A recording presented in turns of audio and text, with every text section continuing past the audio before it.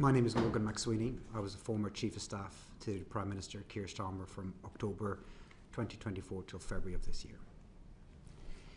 Chair, thank you for inviting me to appear before this committee today. I hope to assist you in your work as fully as I can. Before addressing the specific matters before you, I'm grateful that you've allowed me to say something briefly. First, I want to say something about the victims and survivors connected to Jeffrey Epstein. Too often, discussions of public figures and appointments can lose sight of the human suffering at the centre of these matters. Women and girls were abused, exploited and scarred. They deserve protection then, and they deserve to be remembered now. I'm sorry for any part this controversy has played in causing further hurt or distress. I've spent much of my working life trying, in whatever role I held, to make this country fairer, stronger and more successful. I have always believed public service is a privilege. It brings responsibility and scrutiny, but it also brings a meaningful chance to improve people's lives. That is what motivated me in government. The appointment of Mandelson as ambassador was a serious error of judgment. I advised the Prime Minister in support of that appointment, and I was wrong to do so. As I said in my resignation statement, I resigned because I believe responsibility should rest with those who make serious mistakes. Accountability in public life cannot apply only when it is convenient. The Prime Minister relied on my advice, and I got it wrong. It is also important, however, to distinguish between what I did do and what I did not do. What I did do was make a recommendation based on my judgment that Mandelson's experience, relationships and political skills could serve the national interest in Washington at an important moment. That judgment was a mistake. What I did not do was oversee national security vetting, ask officials to ignore procedures, request that steps should be skipped, or communicate explicitly or implicitly that checks should be cleared at all costs. I would never have considered that acceptable. These processes are in place to protect our national security. Finally, I want to place on record my respect for those who serve our country through public institutions, MPs, ministers, civil servants, diplomats, security professionals and many others whose work is demanding, often unseen. In the Cabinet Office, the Foreign Office and 10 Downing Street, there will be many people working long hours now to understand what happened here and to ensure lessons are learned. They deserve fairness and respect as they do that work. Chair, I'm here to assist the committee in its work. I made a serious mistake in recommending Mandelson's appointment. I accept the consequences and hope today I can help the committee to establish the facts and to make sure the right lessons are learned. Thank you. So why was it necessary to replace Karen Pierce at all? So should I set out the timetable of my understanding of the various different decision making? So And I'm going to do that, okay, but I just wondered if I could just start with, how did it even become an issue? So my understanding is that before we were in government, the civil service were deciding who to appoint Karen Pierce when her term came to an end, and that in the access talks with Simon Case, Simon Case was informed that the Prime Minister was minded to make a political appointment in the role of ambassador. So that predates my time as a Chief of Staff. At the time, I was working in opposition and I wasn't working as part of the transition team. When I came in as Chief of Staff, I understood that to be the general direction the Prime Minister wanted to go in, and that a formal decision was made not until after the US presidential elections, because he rightly wanted to wait until after seeing who was elected US President on the 5th of November. So is there a note of the discussion around whether or not it should be a political appointment, or are you saying that it was something that had already been decided before Labour got into government? So I only found out this weekend as I was trying to piece together the full picture, and I called Simon Case to ask him what his recollection was, and his recollection was that February 2024, when he was inquiring about what Labour might want to do with the US ambassador, as they were considering who to replace Karen Pierce with, he was told the Prime Minister was minded to make a political appointment. As far as I know then, the next decision was taken in early November. So the decision by the Prime Minister was formally taken in early November after the US presidential election. So I've seen a box note that went from the Prime Minister's private office, his foreign policy private office, and his PPS, and which asked him explicitly would he like to go ahead with a political appointment or make a civil service appointment. I don't recall any conversation about that, and then the next thing is that he is requesting who could potentially fill that post. That's the box note of the 11th of November, which is on page 2 of the humble address materials, and it's a PS note to the Prime Minister. Yes, it talks about that the current ambassador to Washington has been making good inroads with the Trump team, and then talks about on timing of appointment and announcement. Talking about what the options are essentially. Yes, yeah. And I didn't input into that box note. No. And neither did anybody else, it looks like. I mean, when it comes to the Prime Minister's comments on it or the Outer Office comments, there wasn't anything on that. So I don't think there was any input from any of the SPADs into that. It was just a straightforward, what would you like to do, Prime Minister, but there wasn't a recommendation. There was a list of candidates, David Miliband, Cathy Ashdown, Peter Mandelson, even George Osborne were the sort of names that, according to The Guardian and the Tom Baldwin's book, were the sort of candidates that were being considered at the time. Is that right?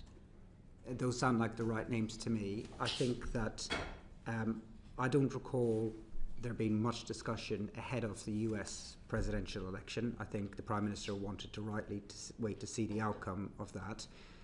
I think if Kamala Harris had won that US presidential election, I don't think that Peter Mandelson would have necessarily been appointed, and he probably wouldn't have been. I think the Prime Minister started to seriously consider names after the US election.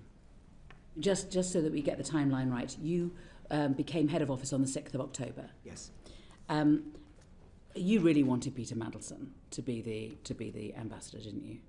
I thought he was the right choice after the US presidential election.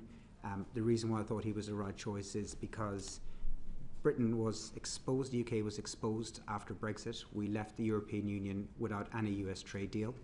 And for me, honestly, this was the top priority of the Prime Minister, was to get a US trade deal with the Americans. And I thought that based on Mandelson's experience as an EU Trade Commissioner, that made him the strongest candidate. But like everybody else, I made clear to the Prime Minister there was pros and cons, and there was risks. I don't think the Prime Minister would have chosen Mandelson if Kamala Harris had been elected President. I think he considered about who would be the right fit for the White House, and we procured him a short list of 2 strong candidates at that point. I'll come on to that in a minute. But I mean, you wanted. I mean, it was more than that. It was personal as well, wasn't it? I mean, he was your mentor. Particularly when you became Chief of Staff, because you had no experience of the weird and wonderful world of Whitehall, but obviously Peter Mandelson did. So didn't he become an indispensable and venerated confidant for you? He was a confidant for me, but I don't beg pardon. But I didn't regard him as my mentor. I first had a conversation with Peter Mandelson in 2017. I don't think I really started to go to him for advice until about 2021, and I was 44 years of age then. So I didn't regard him at all as a mentor. I got advice from him, and it was useful. But I also had other people around who were perhaps a bit more shy with the media, who I sought to for advice. We brought in some extremely experienced people from the Blair administration. So Liz Lloyd came into our team, Jonathan Powell came into our team, and I would certainly ask both of those for advice about how things work as well. So I asked a range of people for advice and help. I don't regard Mandelson as ever being a mentor, but certainly as an advisor. So, I mean, when the New Statesman says that Morgan wouldn't breathe without consulting Peter Mandelson first, that's not fair. Yeah, you forgive me if I don't believe everything that's written about me in the papers, but I don't think that was true. He was somebody who I sought for advice, but both when I was campaign director and as Chief of Staff, I built a wide network of people who had done jobs similar to mine in the past, going back decades in the Labour Party. And I will go into. I mean, I really wanted to just sort of start with. I mean, you began by working for Excalibur, didn't you? Which was run by Peter Mandelson. It was an attack and rebuttal unit, basically, in '97, and you worked on that. And one of the things was to also do work on Labour MPs who might be perceived as disloyal. Again, Chair, I'm glad that I can correct some of the records on this, because this is all a bit of a mythos here. This comes from the Independent. Yes. So I was an intern at the Labour Party in the 2001 general election. I was an intern. I was assigned to the attack and rebuttal team. So you didn't work in '97 for Excalibur? No, I didn't. So 2001 was your first time. Yes, that's right. Okay. And my job. And I hate to dispel the myth to maybe some people from different political parties about what Excalibur was, but all I did was glue bits of newspaper to A4 paper and scan it into a machine. Mm-hmm. It was. We've all done it. Literally, that was as sophisticated as my job got. The team wasn't run by Mandelson. The team was run by Spencer Livermore, right. And it included lots of future Labour politicians and SPADs. I never met or spoke to Mandelson in that election, and I didn't even report into who is now Lord Livermore. It was much more junior people that I reported into. And then what I wanted to ask you about was about the accounts in the I paper on the 4th of February 26, that Mandelson was helping to vet candidates, that he was given access to a secret Google spreadsheet of potential candidates, and that there was an off-the-books exercise. There's quite a lot of detail in the article about it, which tends to give at least an aura of authenticity to such reports. Mandelson had nothing to do with the selection or the vetting of any of our parliamentary candidates. I don't know what Google Doc the I is referring to. I'm pretty sure it wasn't a party document. I don't think that we kept... No, I think it's an off-the-books exercise. I think that's the point. Well, but it had nothing to do with me or the party. I was in a senior role in the party at the time. We did everything on the books. There might have been other people compiling their own lists, but his role had no official impact on the selection of our candidates. Our vetting was done by a team inside HQ, and it was all to do with... it wasn't to do with political vetting. It was to do with inappropriate things they might have said or done prior to becoming candidates. And it was an NEC process to determine the suitability of potential parliamentary candidates. But Mandelson was not involved in the selection of our candidates. And there was a strategy document called Labour for the Country, which was written, I believe, after the Hartlepool by-election defeat. And is it right that Peter Mandelson had a big input into that? I mean, it's your document, but that he was involved in that too. So I wrote that document in February 2021, ahead of the local elections to the Prime Minister, because I believe there was challenges the party was facing that it needed to address, and I think Hartlepool showed the scale of the political challenge we had if we wanted to win the next general election. And I certainly asked Mandelson for input into that document, but it was my document. The argument was mine, but I also sent it to half the shadow cabinet. I also sent it to other colleagues, all the senior staff, or most of the senior staff in Lotto at the time. I sent it to, and a document like that where I'm trying to gather my own thoughts, I might send it to 10, 15 people to say, can you give me a view? People from all across the party. But like I said earlier about Mandelson, most of the people who I would go to for advice were much shyer with the media. So you could quite easily put 15 contributors towards a document like that. But it was my document, and it was my argument that I wanted to make to the leader of the party at the time about the direction I thought we needed to take. After Angela Rayner resigned, and when there was the reshuffle on the 5th of September 2025, it's claimed that Peter Mandelson masterminded the reshuffle. In fact, there's a quote, this is not normal. He was US ambassador. Why was he masterminding the reshuffle? This is reported in the Daily Mail. Patrick Maguire says that on the day of the reshuffle, Peter Mandelson was in number 10 and wouldn't leave. And according to the New Statesman, just before his sacking, Mandelson had been in number 10 to advise on the first cabinet reshuffle. again, I'm very pleased I get the chance to correct the record on this. Mandelson was in the Cabinet Office and then understood came into number 10 on the day of the reshuffle, but he was not involved in the reshuffle. The reshuffle was extremely challenging because it was a bad day for our party, for the government. We had just lost the Deputy Prime Minister, and we needed to reorganise the government at pace, and the Prime Minister wanted to go ahead and do that. The text messages from Mandelson to me on the day, I believe, will be made available at a humble address. I can't remember precisely what he said, but he texted me his thoughts, and I have to say, on a reshuffle day, I get texted a lot of thoughts from a lot of people. The people who I would respond to and get back to would be cabinet members or other senior staff to ask them their views.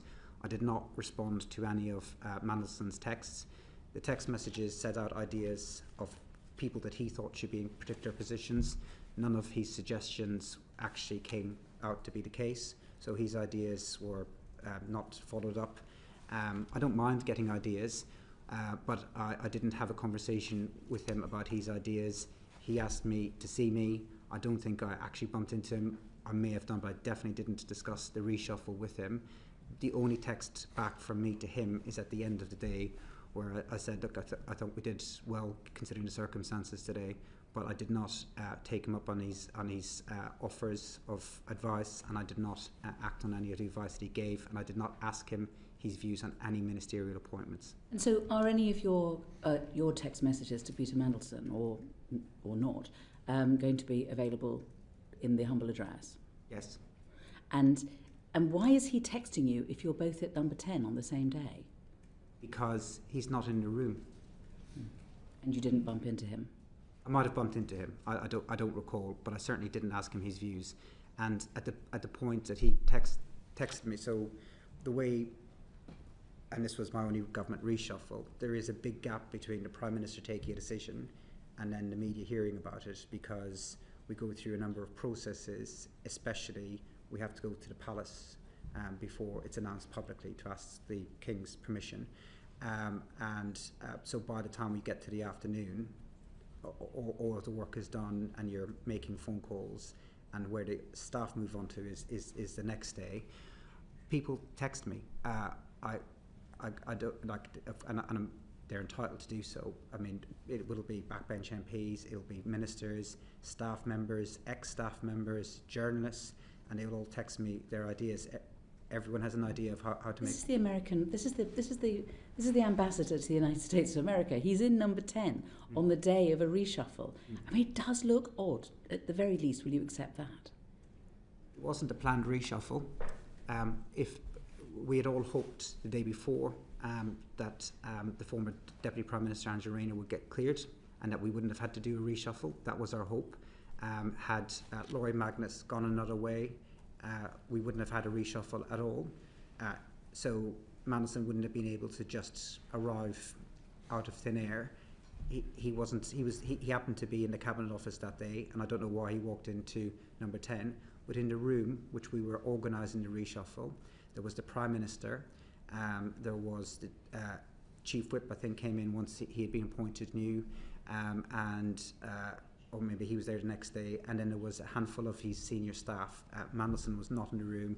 The Prime Minister did not seek his advice, but as Chief of Staff, on a reshuffle day, and it was true in opposition, I get a lot of text messages from people, and most of them I don't even read. I'll pay attention to the ones I get from cabinet members or from senior staff with their ideas, and most of the rest of them I just filter out.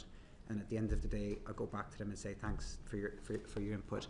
I don't know why he did it, but people do it. All right. Well, let's go back to the appointment of him as ambassador.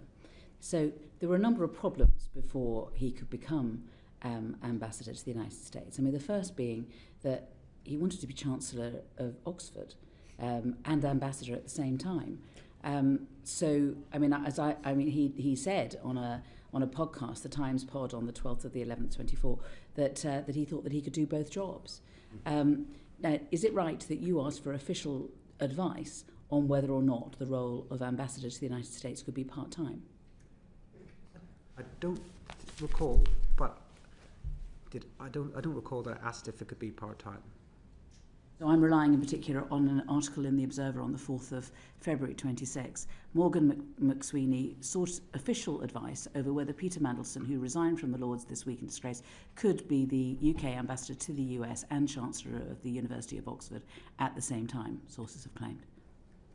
I don't have any recollection of it. And officials had to explain that being His Majesty's ambassador in Washington was a full-time job in Washington. So I do remember thinking that at the time, that it was a full-time job. I understood that. So, like I said, at the time that he was doing that, I think that had Kamala Harris won the US presidential elections, I don't think he would have got the job. He was certainly lobbying for the job. He did, but I think that Oxford University shows he was also hedging, because he didn't know whether he was going to get it or didn't think he was going to get it. So he was also looking at other opportunities. He did say to me when he was saying to me that he was interested in the job, that he was also going for Oxford University.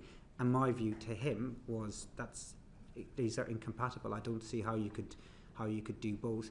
So if you're telling him that it's incompatible, then you wouldn't be asking for official advice on whether he could do it part-time? I don't think I would have, but I can't say for certain if I...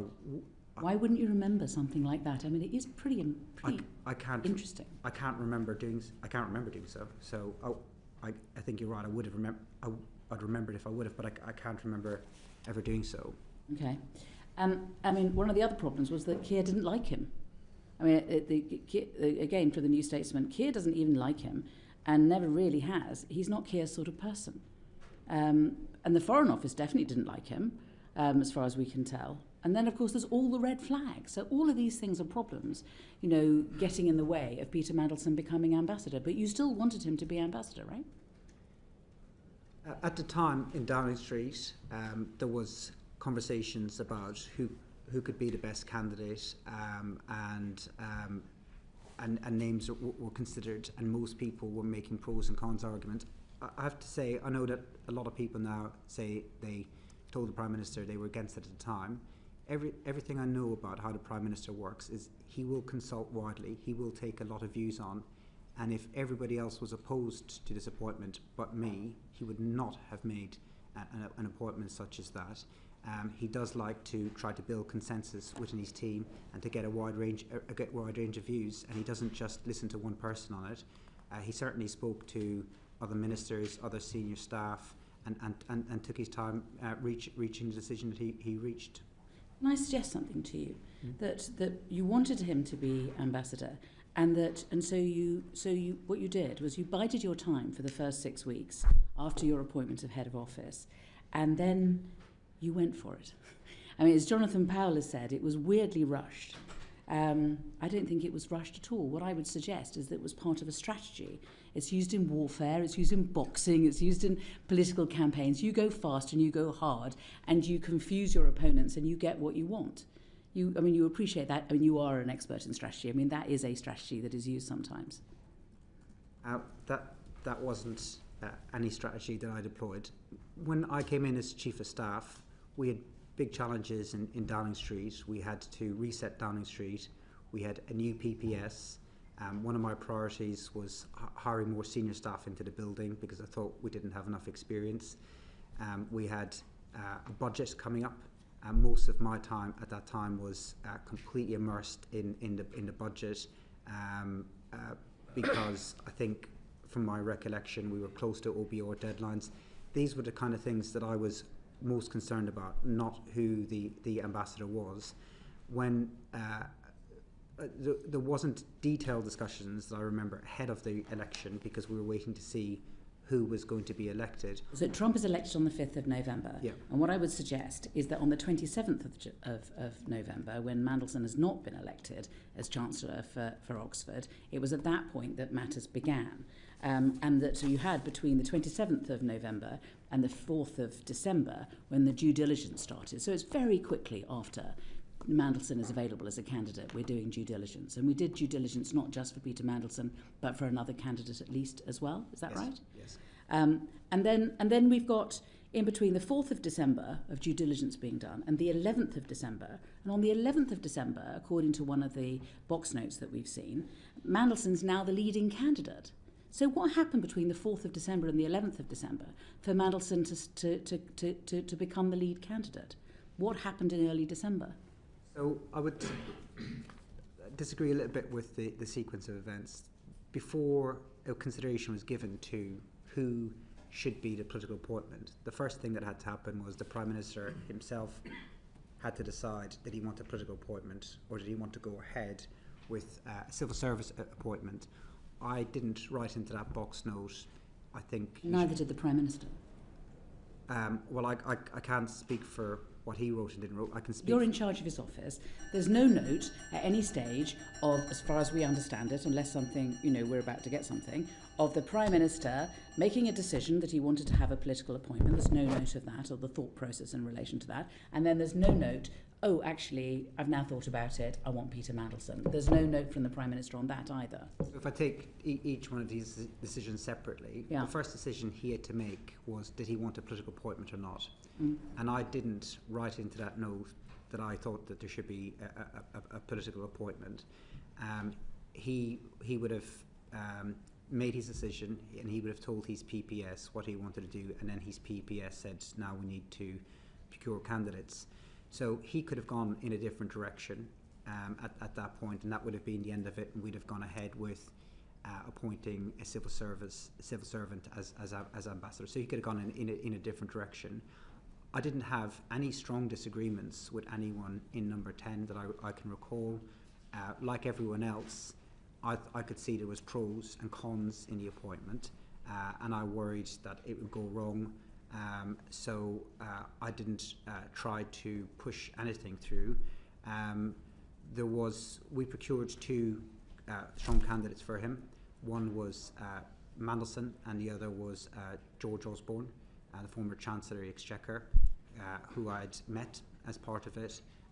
And my view was that we had, and I said to the Prime Minister, you have two appointable candidates. Others agreed that there was two appointable candidates. I can't recall anyone saying that Mandelson was not appointable. So what happened in early December was that you went to the United States and you went with Jonathan Powell. And as far as I understand it, when you were in the United States, you were given a clear message from the Trump team that actually they weren't keen on Peter Mandelson and that they wanted to have Karen Pierce hanging on. So, I mean, did you tell the Prime Minister that? And is there a note of you telling the Prime Minister that? So it's half right. So this is Politico, the 20th of the 3rd, 26th. They didn't talk to me about Mandelson. They made clear that Karen Pierce was doing a wonderful job, and that they would be content with her remaining in post. But I did, as part of the process, talk to Foreign Office officials that I knew, who also approached me directly as well. I spoke to people that I knew in the US system, and I got a wide range of views, and quite a lot of views were coming back in support of Mandelson as a candidate. As I said, if the Prime Minister was hearing overwhelmingly against Mandelson, he might have made another decision. But he was getting a lot of views at the time. He was listening to people. He does listen to his senior staff. He does listen to his ministers before we reach a decision. So I think if it was just me arguing for it, I don't think he'd have made that appointment. So we've got that, and we've also, of course, got all the stuff that's come out of the due diligence. And on the box note that I've been referring to on the 11th of the 12th, it says, Chief of Staff has discussed candidates with you, with the lead candidate being Peter Mandelson. So here he is, he's now lead candidate. So how did you manage to persuade the Prime Minister that he should be the lead candidate, given what you'd heard in America and given what was in the due diligence? So what I'd heard in America is mixed views. There were some people I spoke to there that... You've told us that. That said that Mandelson was a strong candidate. My view is that he was the lead candidate because of his experience as an EU Trade Commissioner, and the political skills that I thought he could bring to the table. No, because it's not your opinion that's important. It's the Chief of Staff has discussed candidates with you, with the lead candidate being Peter Mandelson. I mean, it is supposed to be the Prime Minister's decision, not your decision. Yes. It's a Prime Minister's decision. And the Chief of Staff has discussed Peter's relationship with Jeffrey Epstein, which we will go through with you, but your Director of Communications is satisfied with his responses to questions about contact. Do you think it's appropriate, when doing due diligence, for you as a friend of Peter Mandelson to speak to the Prime Minister, and for his responses to be measured by another friend of Peter Mandelson, Matthew Doyle? And for that information to be put before the Prime Minister as a basis upon which they can make a decision? So I agree, and I think that when I look back on it, I certainly think it would have been much better if I'd asked Pet to ask those follow-up questions. I guess my thinking at the time was I'd put follow-up questions to him in writing, and that if a senior member of staff did that he would feel more obligated to give the truth and the full truth. I didn't feel that I got that back from him. But it wasn't my decision, it was the Prime Minister's decision, and he saw the DV as part of that decision. And so between the 11th of December, when Mandelson's the lead candidate, and writing to the King and telling the King that, advising the King that this should be the candidate, what happens? Is there a decision made at that point that Peter Mandelson should be the ambassador, and where is the note to show that the decision was made and how the decision was made? So I tried to get the times as best as I possibly could and dates, but you have to forgive me a bit because I don't have access to my number 10 diary or the Prime Minister's diary. So if I make a mistake, it's not intentional. No, it's fine. So I'll try to give you as best as I can. So I think three things worth saying. The Prime Minister will be talking to people at that time, saying, what do you think? Everyone will be giving him pros and cons. That's for sure. He will take a view based on a rounded view. Then the last meeting I recall, where he said this is the direction I want to go in, was with an independent Jonathan Powell and me and him. And then after that, and it might have been the same day or the day before, is when an independent wrote to Philip Barton to say the Prime Minister would like to make a political decision. So that was the last meeting that he had, and in that meeting he would have conducted that meeting the way he always does, which is to make sure everyone in the room has their view. And then what date did you say this was? I've missed it. This would have been either on the day or the day before, or a few days before an independent wrote officially to Philip Barton. So when an independent wrote to Philip Barton to say, can we begin the necessary arrangements and get Mandelson in place? We're talking like 15th, 16th, something 18th, about that. 17th, 18th. Yeah. So he would have had a meeting then. He would have said, right, what are we going to do here? Let me get your views. Okay. And then he'd have said, we're going to go with Mandelson. Okay.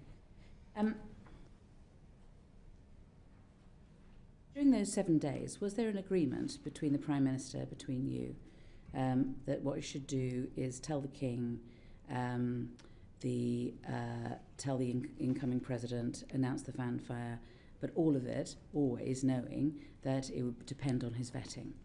And would it be whether it was so during when this meeting was happening? Is it like, well, we're going to do this, and we're going to do this, and we're going to do this, but obviously it's all dependent on vetting? So I wasn't involved in any decisions about when to tell the King. I'm not aware of those processes or when the appropriate time to talk to the King or communicate with the King about all of this. I don't think that we discussed that at the time, and I know Simon Case's letter has come out subsequently. I didn't see Simon Case's letter at the time, or I don't recall seeing it. I think it was directly to the Prime Minister rather than to me. But it makes sense, doesn't it? I mean, you can't appoint somebody, let alone Peter Mandelson, without vetting him first. So it didn't jump out as a problem to me at the time. Even after the due diligence? Even after the due diligence. And the reason why it didn't jump out to me, we had around about the same time, and again, I can't remember the dates, around about the same time, we made a political appointment for National Security Advisor in Jonathan Powell. And as far as I remember, we appointed him, and then we began the DV. I was appointed before I began the DV work, and that's what tends to happen. If he had then failed, then we wouldn't have sent him to DC. So it didn't occur to me to ask, because that's how I saw the practices being put in place. I think the Prime Minister is right in saying that that shouldn't happen, and I think that he's now made a decision that won't happen again in the future. But there has As a strategy man, don't you think it's a bit odd? Let's at least look at it this way. It's a bit odd to, essentially, what you've done is you've briefed the press, you've told the King, you've told the incoming President, he started being paid, he's got his pass, all of these sort of things have happened, and then you do the due diligence. So at that point, due diligence had said, no, sorry, really, too risky, can't do this, and he'd... Imagine the storm. Sorry, no, due diligence had been done. DV. Sorry. DV. You're absolutely right. You're absolutely right. So yeah, it would have been very embarrassing for us. But can I just play an alternative kind of scenario? So at the time, it didn't jump out to me as a problem. We appointed, as I said, I got appointed before I completed all my necessary work. Jonathan Powell got appointed too before the necessary work. If Mandelson's DV had been a problem, it would have been an embarrassment for us. It would have been a much bigger problem for him. But there's an alternative scenario, which is that we had, say, we're going to do DV before we talk to the palace or before we talk to the US administration. The chances of, unfortunately, the chances in government of there being a leak anyway would have been a problem. Either way, if your lead candidate fails DV, it is embarrassing, but it's far preferable to pull that candidate at that point than to go any further. If that happens to your candidate and your candidate blows up and you have to pull them out, that's what happens. It's embarrassing to us. It would have been worse for him. But at the time, nobody said to me, hang on, before you announce anything at all, make sure that we do this DV first. Of course, if somebody had, I wouldn't have questioned it. I would have, but at the time, the agenda was that he is offered the job on the 20th, and he's supposed to be in Washington on the 20th of January. So that's just a month, and during that month, there's Christmas and there's New Year. I mean, all I'm suggesting is that this was part of a deliberate strategy to push this as fast as it could be in order to ensure that people could not raise any objections in the circumstances, because there simply wasn't time. No, I don't agree with that at all. If there was problems with his DV, we'd have pulled them. If we'd been told that he couldn't get the necessary security clearance, I've no doubt the Prime Minister would have pulled them. I mean, in the event, the Foreign Office couldn't complete the work until after the inauguration, but the timetable was being set by the US political calendar. We wanted to wait until after the US presidential election to work out who the candidate should be, and we did want the candidate in place by the inauguration. But it wasn't a big deal that he wasn't in place by the inauguration. He was in place, I think it was about 3 weeks later. This is my last question. So do you think that when the chance came for you to give Peter Mandelson his last job, you stopped thinking about what was best for the government? Really, you stopped thinking about what was best for the country. And you just thought, I want to give this job, this great job, to one of my heroes. And it became an obsession. And it may be that the Prime Minister can be criticised for giving you this leeway, but it was a leeway that you abused. And you stopped thinking strategically. You closed your eyes to the risks. You didn't consult the necessary people, the Prime Minister, the Foreign Secretary. You railroaded this through as fast as you could before anyone could realise what had hit them. I don't think that's true. I certainly spoke to the Foreign Secretary a number of times. I have then Foreign Secretary, I have a very good relationship with the Deputy Prime Minister. I've known him for very, very many years. And I would certainly have spoken to him extensively at the time. I don't regard Mandelson as a hero. I think that's an exaggeration of the kind of relationship that I had with him. In every advice that I gave to the Prime Minister, hand on heart, I thought I was operating with a motive in a national interest. In politics, you over decades, you know a lot of people. I've had to, in 20 years in politics, I've had to fire friends from jobs. I've had to turn people down who were desperate for jobs, who were closer friends of mine than Mandelson, who really wanted jobs in Number 10, or people who thought they were going to be ministers, because I've always tried to operate in national interest. The amount of times I've had friends come and see me or phone me who were really angry at me because they didn't get the job that they wanted to get. That's what politics is. You have to try and always operate in the national interests. Of course, you know people, and then you make judgments that in this case turned out to be wrong, incorrectly. I completely accept that, but it was this was not some hero I was trying to get a job for.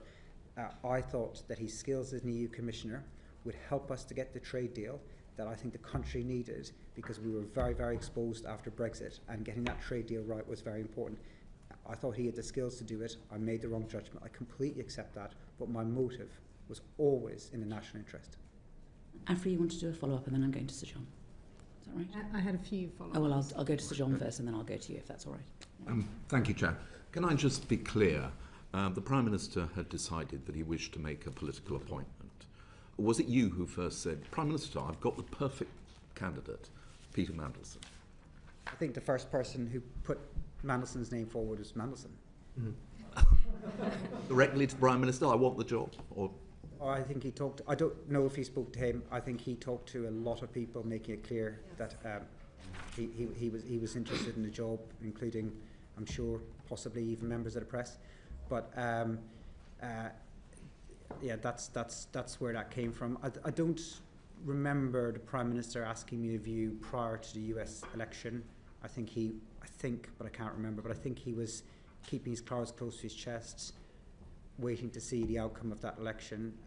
And I think there would have been, for a Labour administration, a broader range of candidates available to him had the Democrats won that election. You've set out why you think he was well qualified to do the job, but you've also known him for a very long time, and you will also be fully aware of the fact that he had twice had to resign from the cabinet, that he had business interests with China, that he had a close friendship with Jeffrey Epstein, and also that he was friends with Oleg Deripaska, who was a confidant of Vladimir Putin. Despite all those things, you still thought he was the right person for the job? Well, to take each one of those in turn,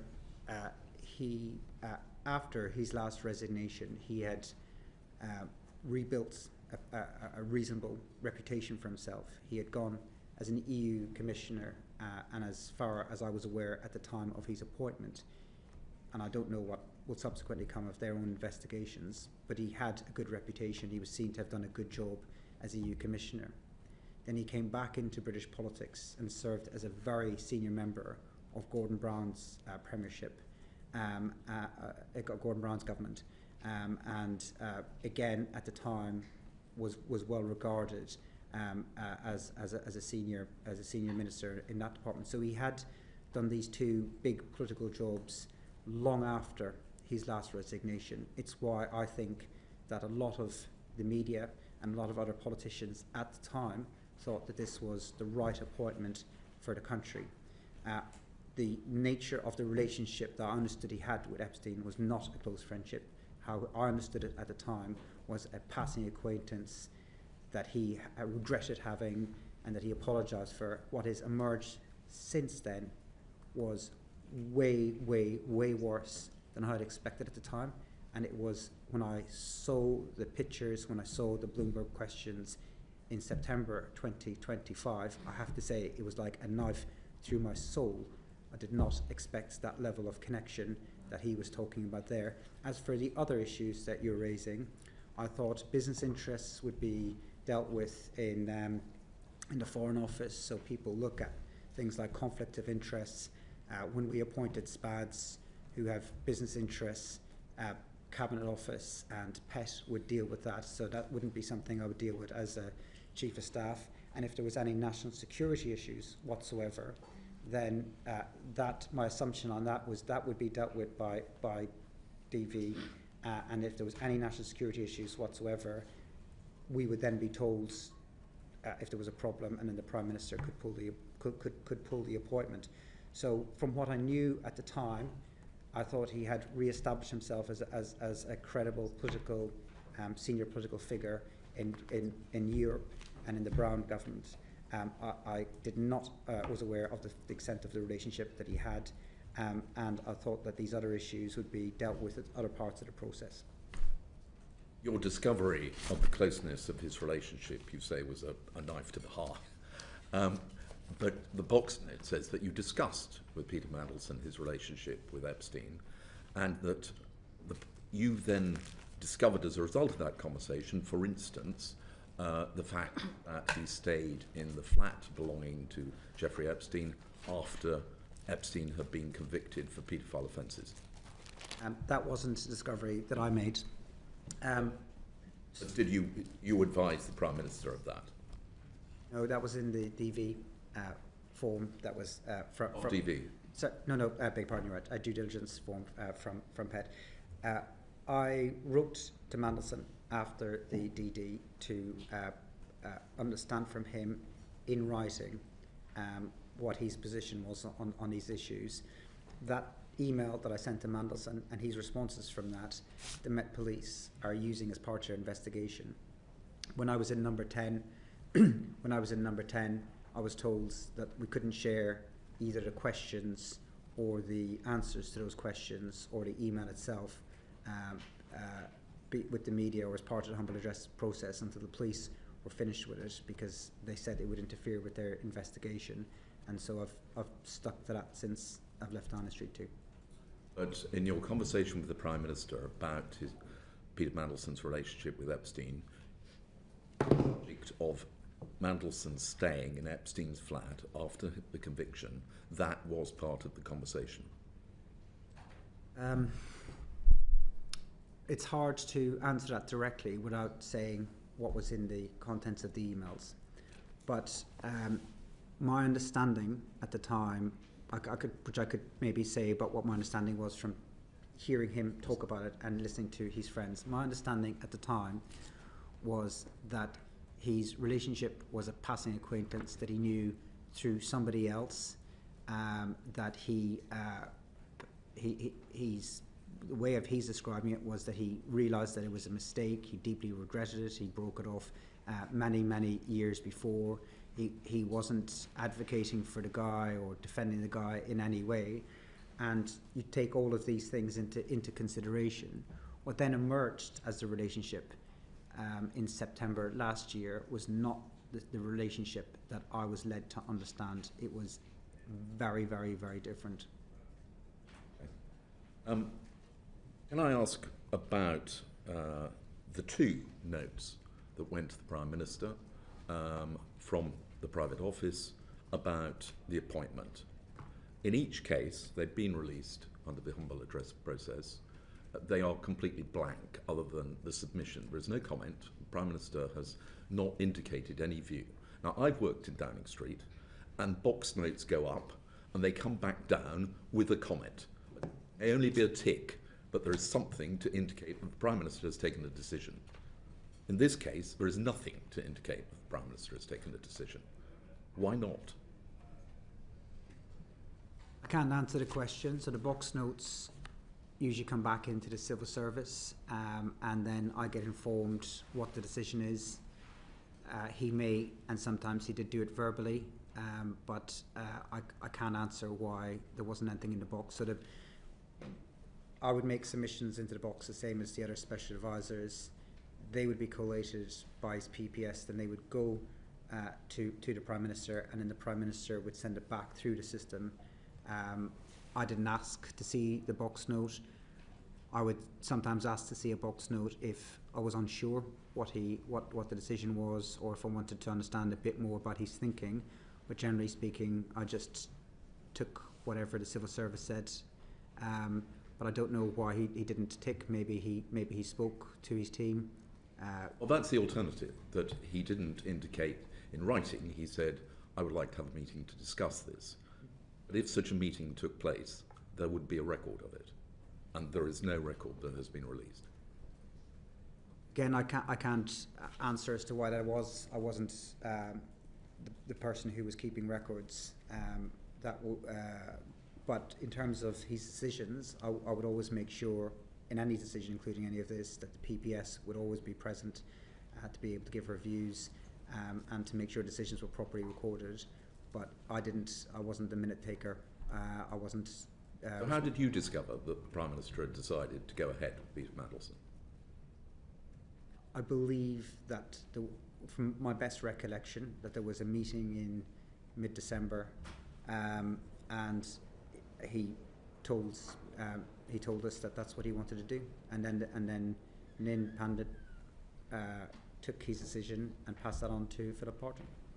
So a meeting took place, which led to the Private Secretary writing to say that that was the decision.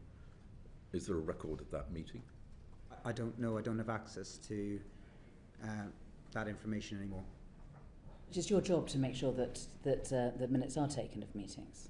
No. Not. No. So you're in charge of his office, but you're not in charge of there being any records made of any decisions made in the office. No, the civil service will take responsibility for that side of things. My job was to make sure that he had the political input. When I was in meetings, private secretaries would take notes.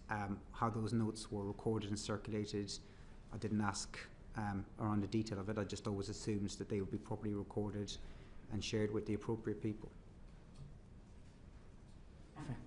Thank you. I just wanted to go back over some of the questions that the Chair had asked you and just ask some follow-ups and seek some clarification on some of those. You said that you were out in the States at the start of December prior to the appointment being made.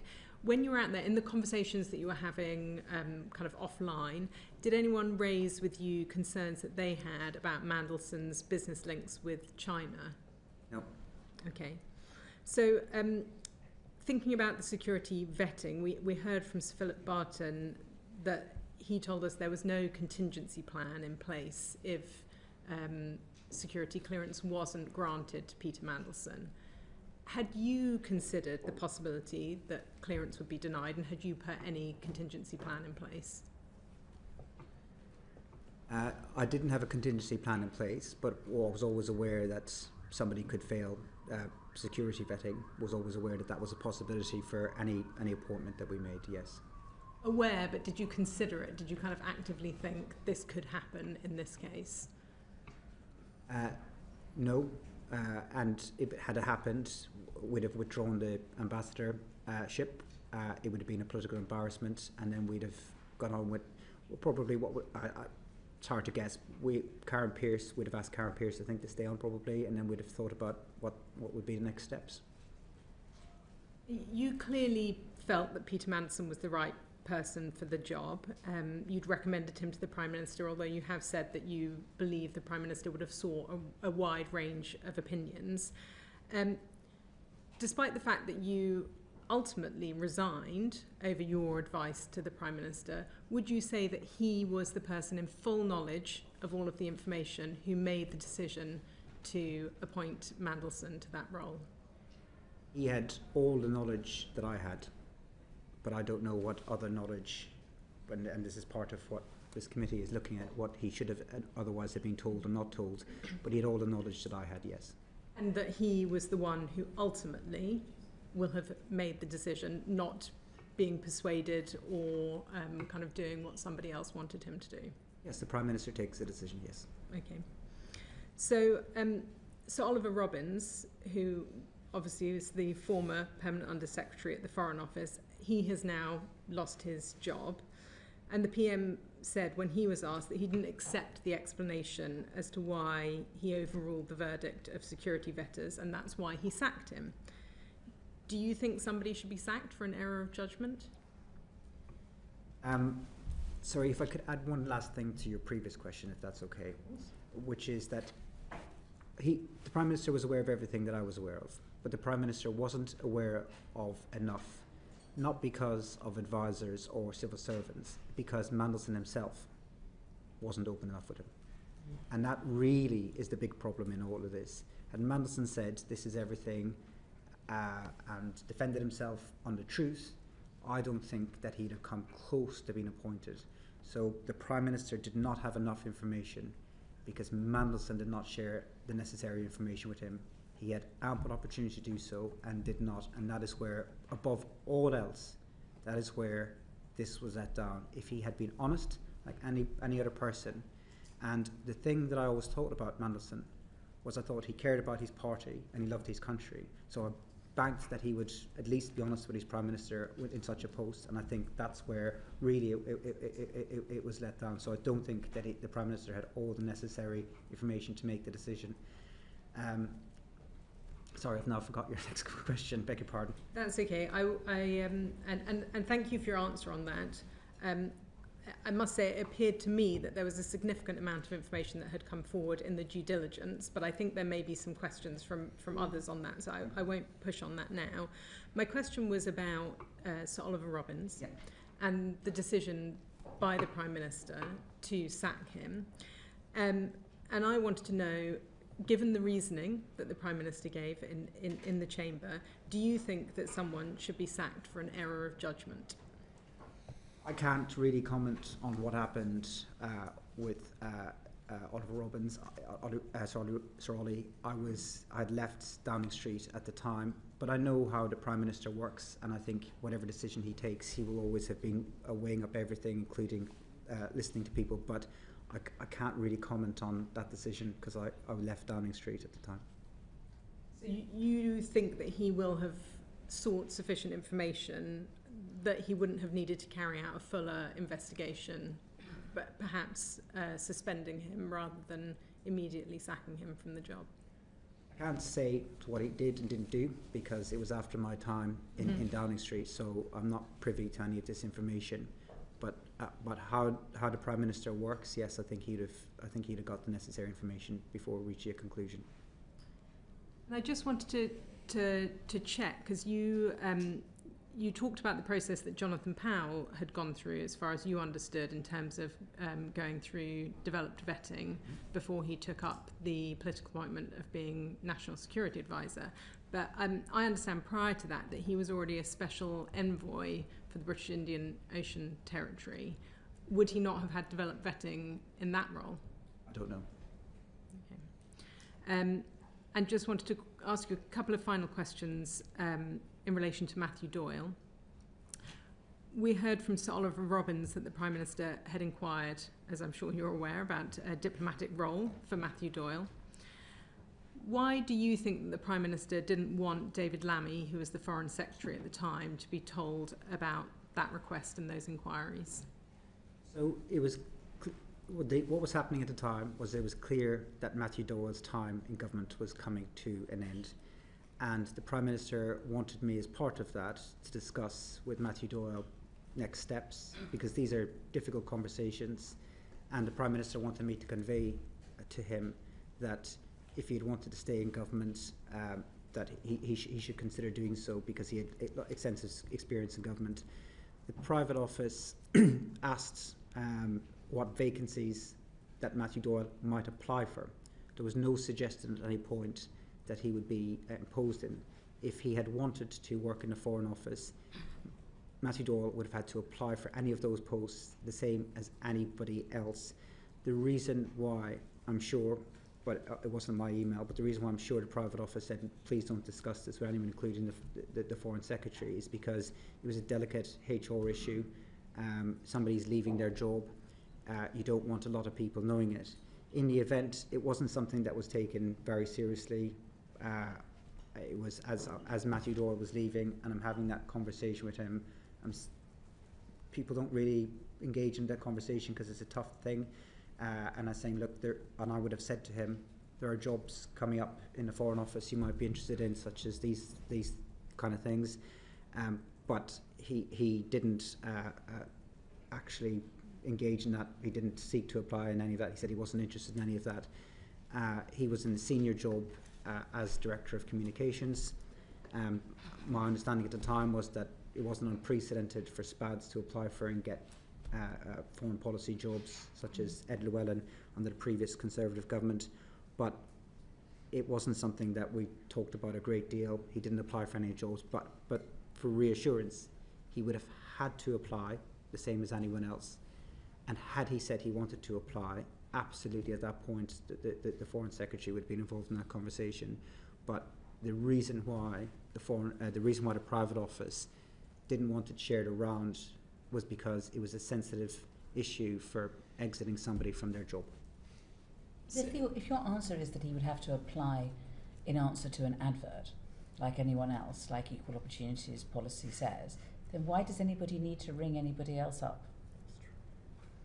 Well, because the Prime Minister wanted to say to Matthew Doyle, look, you've done a good job, but we have to change the direction that we're going in comms. There's other jobs coming up. It was more about a kind of softer landing. There was no suggestion in any conversation that anyone had with me that there was a desire to impose him into any job. All I said to him when he was leaving was, look, there's these jobs coming up, would you be interested in them? But he wasn't. So that was the end of the conversation. And the only reason to keep the circle of people knowing limited was because it was a HR issue, and we just don't want to have those wider discussions. We want to have those discussions with as few people as possible. But I don't think this was a big conversation with anyone. I think it was all very, the Prime Minister saying, look, can you have this with him? Well, he wanted to, I mean, they are difficult conversations. He wanted Matthew Doyle to be able to land on his feet somewhere, and he wanted to encourage him to apply for the next thing. And then part of that is telling to people, look, there is time to move on, but there are other opportunities out there. So, I mean, you say it wasn't a big conversation, but obviously it went to the head of the diplomatic service, so that's quite a senior conversation to be having. You, in your answer, you say that you believe it was not told to David Lammy, the Foreign Secretary at the time, because it was a sensitive HR issue. Are you aware of any other discussions between Number 10 and the Foreign Office, the Permanent Under-Secretary, whether it was Sir Oliver Robbins or Sir Philip Barton, in which the Prime Minister on Number 10 asked for the Foreign Secretary not to be involved in the discussion? No. And would you say, how involved would you say that the Foreign Secretary was at the time in that decision to appoint Mandelson as the ambassador? He certainly would have had several conversations with the Prime Minister. I had conversations with him. I don't know who else he had conversations with. He was fine about it, wasn't he? Nobody was fine about it. Everyone could see that there was risks, and like everybody else, he would have flagged that there are risks. And I don't want to share with the committee what conclusions people came to, because I think it's for other people to say. You were there. I mean, you were there. There's no notes, you know. So we're just trying to understand how these decisions are made. They've got the Foreign Secretary. Here he is at a meeting. We're discussing whether or not Britain should send Peter Mandelson as ambassador to Washington. I don't see what's wrong with you telling us whether whether the Foreign Secretary thought it was a good idea or not. Because I can't remember precisely what people said, and like. Don't tell us word for word. Just okay. Like, did he say, "Okay, yes, let's do it," or did he say, "Actually, I've got reservations"? Like everybody else, he could see that there was cons and risks, and like everybody else, he would have seen. I had reservations too. Like everybody else, he would have had reservations. He'd have discussed them iteratively with the Prime Minister. The Prime Minister would have taken the Foreign Secretary's views very seriously. He is somebody who he's close to politically. He obviously appointed him afterwards as Deputy Prime Minister in that reshuffle you were asking about earlier. So he was somebody who he was the then Foreign Secretary. I'm getting the terms right.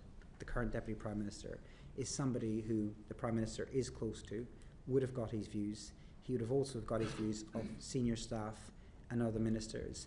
And the Prime Minister would not have dismissed any of those people's views, and would have taken them in the round before making a final decision. Okay, let me try one more time. Sorry. Did the Foreign Secretary say, "I think this is a bad idea"? Not to me. Okay. Edward. I just wanted to go back quickly to your presentation of the conversation with Matthew Doyle, that in fact, if there were upcoming posts, ambassadorial posts in the Foreign Office, then he should consider applying for them. Can you see how, if you were Matthew Doyle and you'd just seen the Prime Minister ram Peter Mandelson down the throat of the FCDO despite all of the obvious problems, that might feel like a job offer, even if it was how you characterised it, you surely would be sitting there going, that seems like a pretty locked-on job if I wanted. I don't think that the Prime Minister conducted himself in the way that you were suggesting. He was told by the Cabinet Secretary that he was allowed to make a political appointment, and he made his political decision about who he thought the candidate should be. It's then for the machine to implement the Prime Minister's decision. Sorry, and certainly not the way I would have put it to Matthew Doyle when he was leaving. I would not have said, and I would not have needed to say it. This was You wouldn't have, because you would have been sitting there going, well, if I want the job, I'm definitely going to get it, because the Prime Minister didn't get Peter Mandelson one. Certainly not. No. I certainly don't agree with that. This was about a duty of care to somebody who was leaving, and saying to them there are other opportunities out there. In the end, he didn't ask for any follow-up on that, but I would not have said to him, we're going to move you from this to this, or whatever job you want is yours. Certainly would not have said that to him, and it was the same when other people were leaving too. You would say to him, look, there might be other opportunities in the future. But have you heard the phrase "jobs for the boys"? I mean, this is so far from any equal opportunities policies that I've ever heard of. I mean, don't you think this is a little odd or shameful? Well, the same was true if we had to exit senior women from the team as well. We'd have said to them, if you want to stay in government, and some did. But Matthew Doyle would have had. I don't want to. I'm just saying, you know, talking about senior women. I mean, what job was she given, for example? Czar of the Regions. So, Sue Gray's now in the House of Lords, but this isn't about. He wasn't promised a job, and had he applied for the job, then the Foreign Office would have considered his application the same as anyone else, and the equalities and all of the other necessary procedures would have had to follow in any direction. So he was. Sorry, Mr. McSweeney, that is not what Sir Ollie Robbins told us. Sir Ollie Robbins told us that Matthew Doyle's name was another one that was floated as a political appointee, which, given that when the Prime Minister politically appointed Mandelson, it was a lock, it would be fair to assume, if you're Matthew Doyle, that effectively the similar guarantee was being made to him. I wasn't asked to. I didn't send that email to him. It was the opposite, though, of jobs for boys. He was losing his job, and all I said to him was there might be other opportunities. It was never followed up, and I was not told by anybody, not by the Prime Minister or the private office, you need to go and promise him a job. It was just a simple duty of care conversation. You're leaving the job. There are other opportunities in the future. Do you want to explore them? And it was no, and that was the end of the conversation. Epstein. Thank you, Chair. I want to take us back to a couple of questions that the Chair asked earlier in relation to Matthew Doyle. So on the 11th of December, the note to the Prime Minister, Director of Communications is recorded as saying that he was satisfied with his responses to questions about contact with Epstein. Matthew Doyle was the Director of Communications. Did you trust his judgment, given what we know about Matthew Doyle?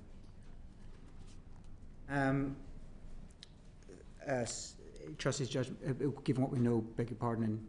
Do you trust Matthew Doyle's judgment in relation to that particular, that he was satisfied with his responses to questions in relation to his contact, Mandelson's contact with Epstein? So Matthew Doyle submitted his view into the Prime Minister, and it would be for the Prime Minister to decide whether he took that view on board or decided not to take the view on board. In terms of what I did, was I gave the answers, ran through the answers with the Prime Minister, but I didn't put a lot of weight on my own judgment on what Matthew Doyle thought at the time. Okay, so there was a fact-finding call between the General Counsel to the Prime Minister and Matthew Doyle, where he's reflecting back on some of the conversations there.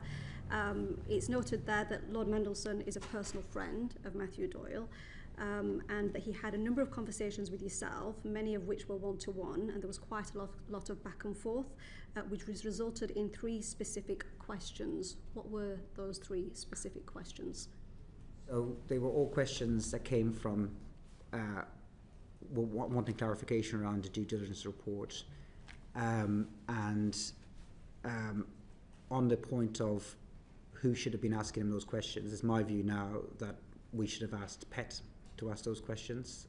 What were the themes of those 3 questions? So they were questions in relation to the due diligence reports, but they are questions that the police have now got that email, and so does the government, and so does number 10.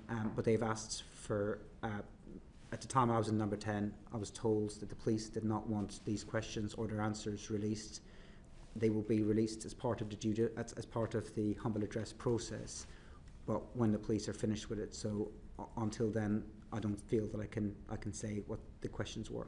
Okay, and do you think that given the scale of the appointment that 3 questions were sufficient enough to interrogate Mandelson? I think if somebody is being honest with you, then the questions would have been sufficient. If somebody's hiding, then whether you ask 3 or 5, if they're deliberately hiding something, or however many questions it might have been, then I'm not sure you got to the bottom of it. For purposes of appearances, and public appearances are important in this, I wish and I regret that I didn't ask PET to carry out those questions, but I'm not sure that they'd have got better answers given how he was choosing to answer these questions. I'm not sure they'd have got better answers at all. However, my hope at the time, was that, my thinking at the time at least was that I'll ask him these questions and he should answer them honestly. If he doesn't answer them honestly, I don't have investigatory powers, and neither would PET. But there was 2 other mechanisms that I thought might catch a problem. One was he had been such a public figure for so long and had media scrutiny, actually worked for the media, that if there was anything where he had said something to me that the media later uncovered, then there would be gaps. I also thought that DV would expose if there was any further risks. So I thought those were the other next steps where there was some safeguards in place. But if somebody isn't fully truthful about the questions they answer, then if there was been a different person asking it, or if they'd asked more questions, I'm not sure. It's hard to tell. We don't know. But with hindsight, I wish that I'd asked PET to ask those questions. Okay, Did you put those questions in writing? Yeah. Is your evidence that you put those questions in writing because you thought Mandelson was more obligated to tell the truth if he had to write it down? Yeah, and I had a record as well. So does that mean that you advised the Prime Minister that you didn't think that Mandelson had told you the full truth about Epstein? No, I didn't say that to him. What did you say? Well, you say that the Prime Minister thought, well, if there's a serious problem, the DV will pick it up. No, I didn't say there's a serious problem. The DV will pick it up. No. No, but I mean, either you thought that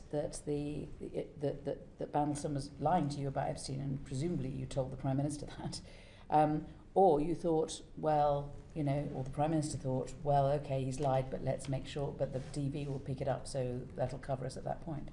No, I thought he had told the truth. I thought if he had written to me and set it out the way he did, that he'd have told the truth. That was a mistake. Right, so he'd lied before and then he told the truth when he wrote it. I thought no. I didn't think he had lied. I thought he had told the truth, and I thought, and that was the basis of which I thought we were going ahead. But I also thought, if I was wrong, if he had been lying, I thought he told the truth, and that's why I thought we should proceed. But I thought if I was wrong, and he had been lying, that might be picked up at DV. And whatever he wrote, he essentially assured you that that any allegations about him staying at Epstein's house once Epstein was in jail was all fine. Again, I don't think I can share the contents of the emails and the questions and his answers, but when he wrote back to me, I assumed wrongly that he was telling me the truth. Okay, so going on to another fact-finding call, this time with Jonathan Powell. He's recorded as saying that he raised concerns directly with yourself in relation to the reputation of Mandelson. You responded back to him saying that the issues had been addressed. What issues had been addressed? I don't recall that conversation.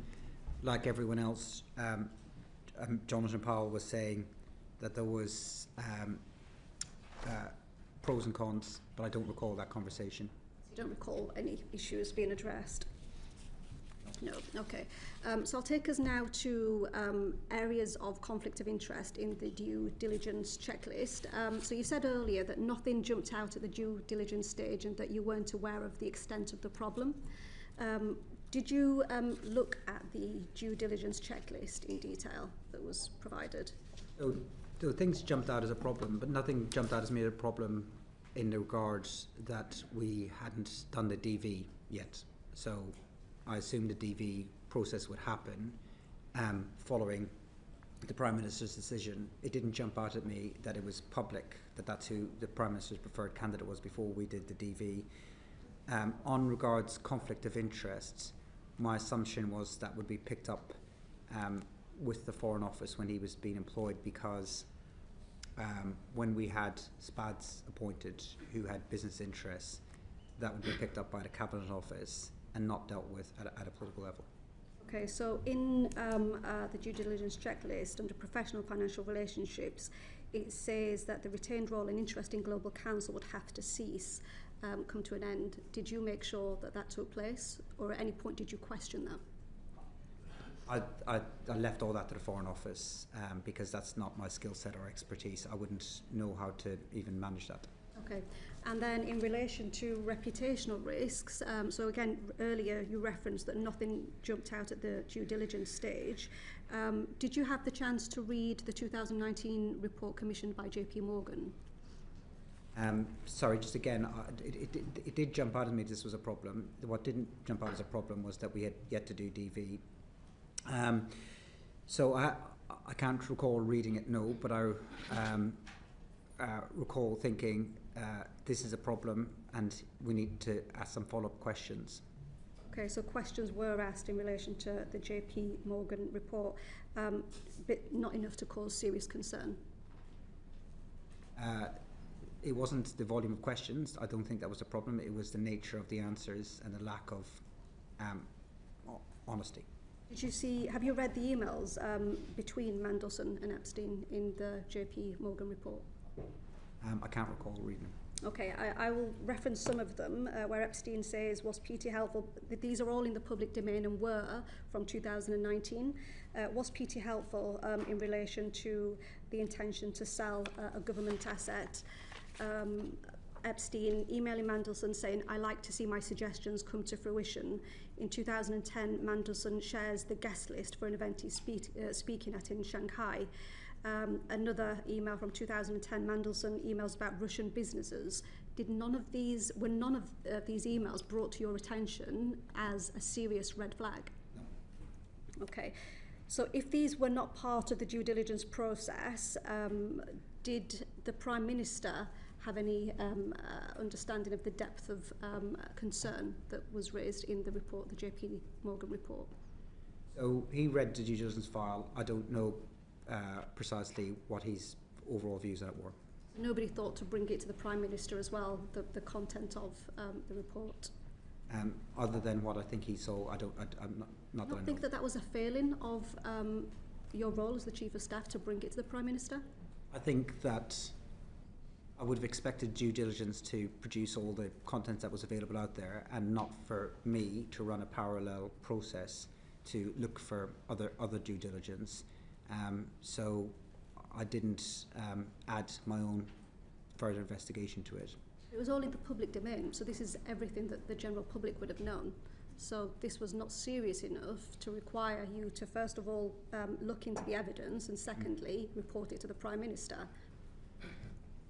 I didn't carry out any further investigations, and I think, looking back on it, I think that the DD process was surprisingly inadequate to me. We had so when we came in to government, we had introduced adding DD to appointments of SPADs, special advisors, which wasn't there before. I we started to use other SPADs to do it because the process, I think, wasn't good enough, generally speaking, and this report, I think, was insufficient. And should I have asked further questions of the report compiling team, then I think that's fair. I think I should have. And final question from me. You said it was wrong to appoint Mandelson. Why is it wrong now, but it was right back then? I think the reason why I thought it was right then was because of his experience as an EU commissioner. I think what came out in September last year with the Bloomberg emails, I think the pictures and later revelations from the Epstein files shows that the nature of the relationship that he had meant that he was unfit for the job. I want to have another go at an answer that you gave, because I do feel as though you've contradicted it. I mean, I've got a note now. So my thinking at the time was that I'd put follow-up questions to him in writing, and that if a senior member of staff did that he would feel more obligated to give the truth and the full truth. I didn't feel that I got that back from him. But it wasn't my decision. It was the Prime Minister's decision. And he saw the DV as part of that decision. Sorry, let me correct myself. In September, I realised I didn't get the truth back from him. At the time, I thought I got the truth back from him. When I saw the emails and the pictures that came out and that were published from the Epstein files in September last year, that's when it really dawned on me that I did not get the full truth from him then. At the time, I thought he was telling the truth. If I didn't think he was telling the truth, I would have said, this guy is not telling me the truth, but I did think he was telling the truth, and that was wrong. So I didn't feel that I got that back from him, but it wasn't my decision, it was the Prime Minister's. You didn't mean any of that? No, I didn't feel that I got the truth back from him in September last year. Sorry, I might have mumbled my words. I got the answers back from him. I thought that he was telling the truth. And when I gave that to the Prime Minister, I did so on the basis that Mandelson had answered truthfully. That was in January, or December, beg your pardon. And in September last year, it became clear to me that he hadn't told the truth. Edward. Thank you, Chair. Apologies if we're going over the same point yet, but for the point of clarity, the due diligence report is produced by the Cabinet Office. You received that. Did the Prime Minister receive the full unredacted due diligence report, or did you summarise it, or did you brief him orally? What did the Prime Minister receive? He received the full report. You received the full report. And did you discuss the contents of the report with him? Yes, I believe so, yeah. Okay. And during that conversation happened at a point at which he had read the report, or there's a difference between receiving the report and reading it, I guess? Yes, he would have read the report. He read all these papers. Okay. Did he raise any reservations with you during that discussion? I can't remember particularly which ones, if he did. You wrote some clarification emails to Peter Mandelson, received those replies. Did those responses go to the Prime Minister? Yes. And did you discuss those responses with him? Yes, we would have discussed those responses with him, and again, he would have considered them in a round. Okay. So he didn't. Did he express any reservations at that point about the appointment of Peter Mandelson? I can't remember what he said. You've talked about there being pros and cons to the appointment of Peter Mandelson. When you said you spoke to Jonathan Powell, you said that he raised pros and cons. When you spoke to David Lammy, he raised pros and cons. I'm just wondering, outside of Peter Mandelson himself, is there anyone who wasn't raising any cons? Is there any out-and-out advocates for Peter? No, but the same is true of quite a lot of appointments. What, the people have cons. Okay. I guess I'm going back to what you said earlier, which is that the Prime Minister talks to lots of people before coming to the decision himself, but so far everyone you've listed seems to be on the fence as to whether or not Peter Mandelson was a good appointment or worth the risk. I'm just wondering how you get to the point where you've got two candidates, and this is not to speak to the appropriateness of George Osborne in any way, shape or form, but you've got two candidates, one of whom absolutely everyone you speak to says, well, it's a coin toss on that one. So how does that end up being the candidate? So what I haven't said is what each individual person conclusion they came to, in part because I don't remember precisely and I don't want to unfairly represent anyone else's views. Not only would people have said, I think there are pros and cons, but they'd have said, and this is what I think we should do. And the Prime Minister would have got a range of views.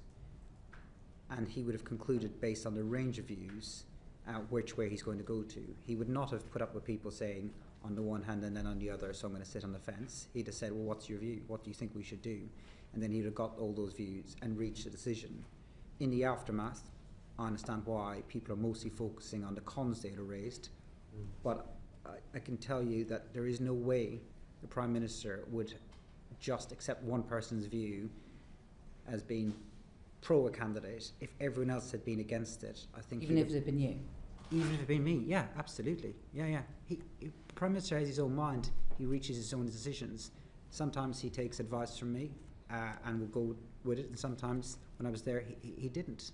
And all these other people that you're talking about are a close confidence to the Prime Minister, people who he's judgment, who he trusts and respects.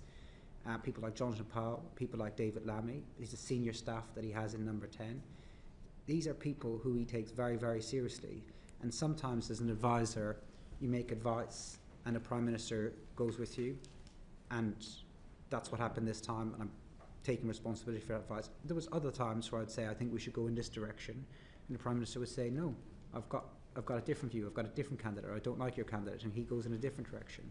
In a situation where I want to go in one direction and senior cabinet members want to go in another direction, he's more likely to weight it with those cabinet members. So it depends on each individual situation. But Keir Starmer is not somebody who just takes one person's view before going with it. He is a considerate Prime Minister. He takes on views. He respects the views of people like the current Deputy Prime Minister, the current National Security Advisor, and his senior staff. And he would have taken those views very, very seriously. Yeah, thanks, Chair. Richard. Thank you, Chair, and thank you, Mr. McSweeney, for coming before the committee today.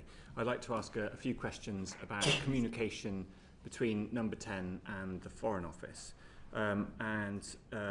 It was rumoured last summer, last autumn, that the communication between yourself and Sir Ollie Robbins was assertive, emphatic, sweary even, and you've denied that.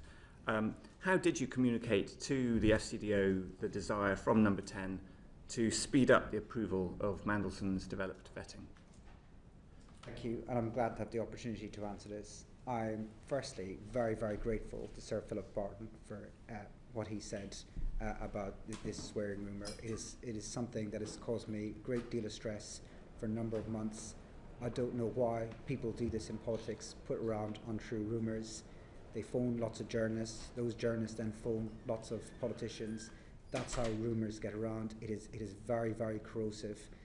It's damaging for people's reputation, and a lot of people in Number 10 get that, and I think it's unfair for staff who can't speak for themselves.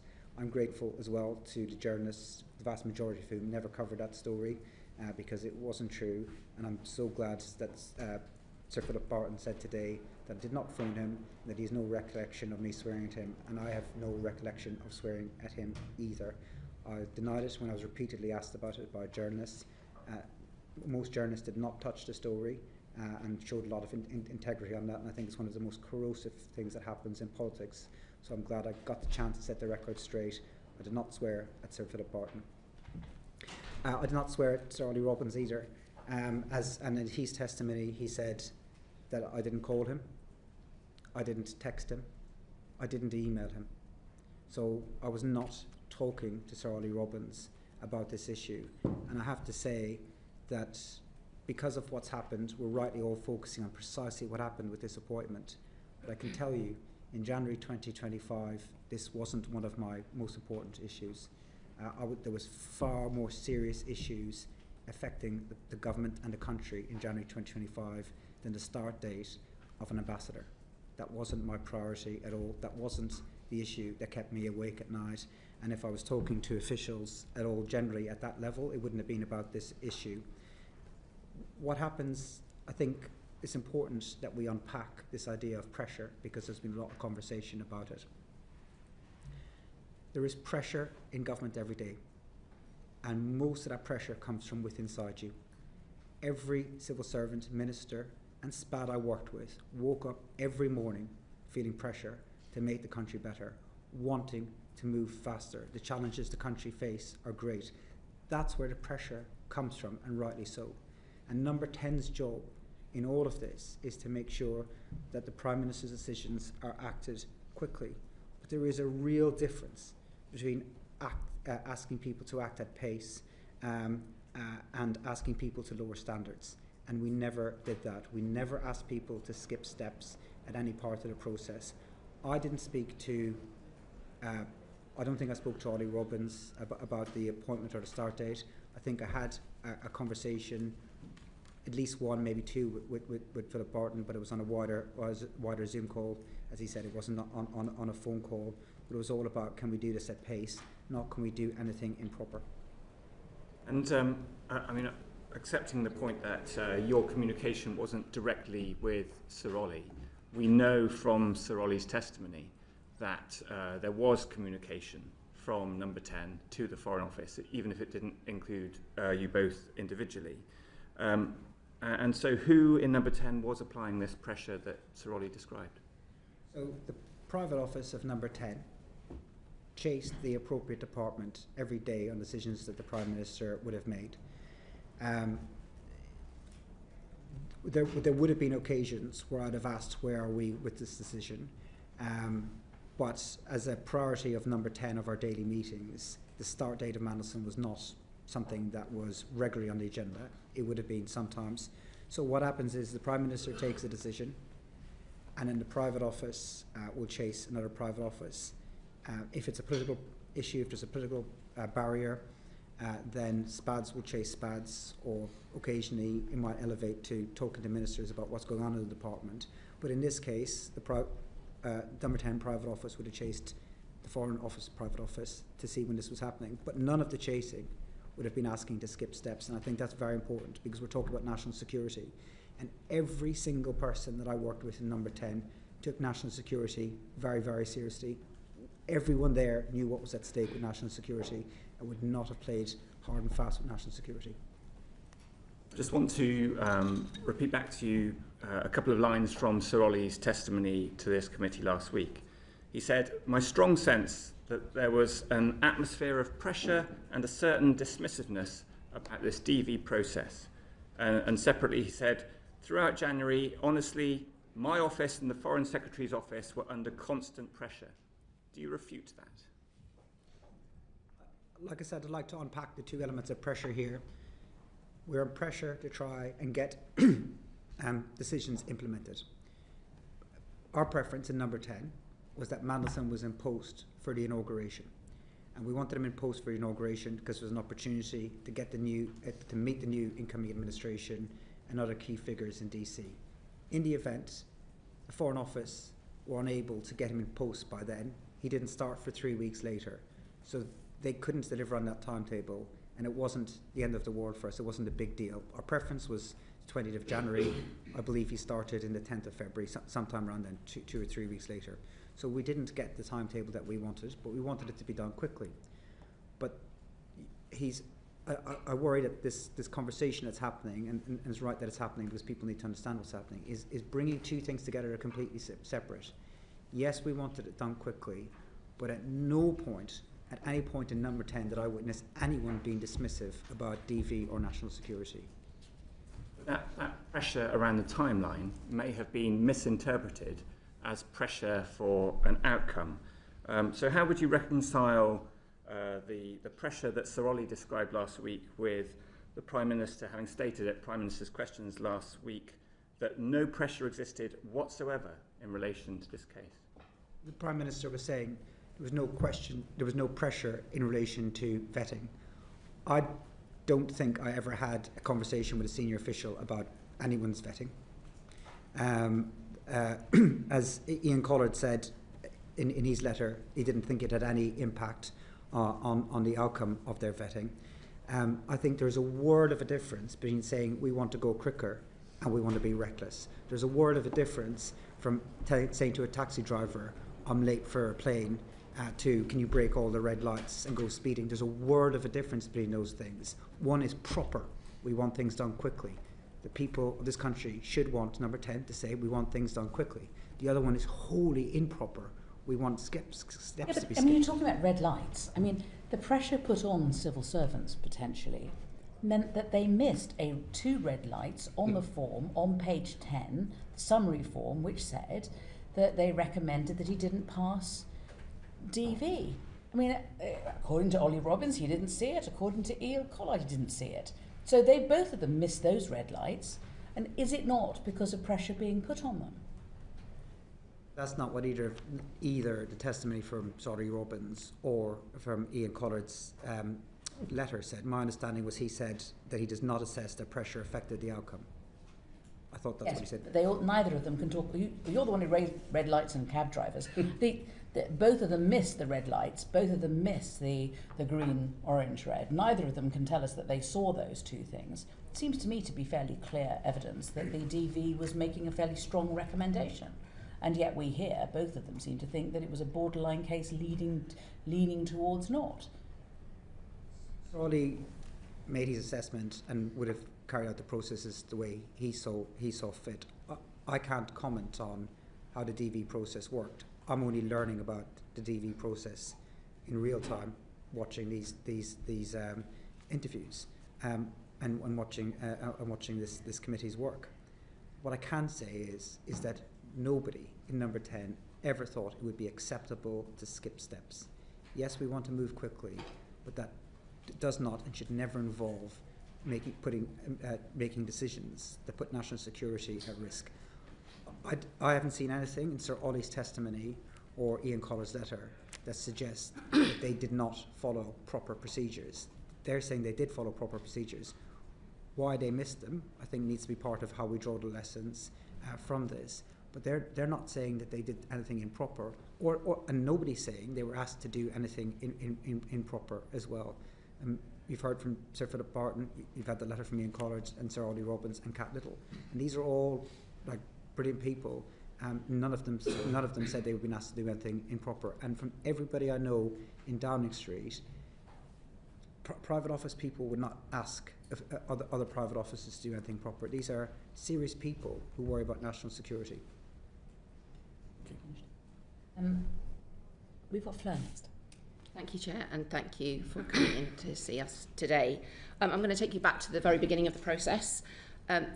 It's famous that Peter Mandelson hosted dinners with political people at his house and in restaurants. It's widely reported. Did you attend any of those dinners in 2024 or up to your departure in 2025 at his house or in restaurants? I didn't hear that last bit. Did you attend any of Peter Mandelson's kind of private dinners that he hosted in his house or in restaurants? He held monthly dinners for political people. It's just reported. I haven't been to any of these. I don't think anyone here has, but have you been to any of those dinners? So I've been to 2 dinners in his house. One was, I think they were both in 2024 with a wider range of people. I think 2, yeah. Maybe 1 lunch and 1 dinner, I think. In a restaurant in the whole 4 years I knew him, I think twice as well. I went for dinner with him.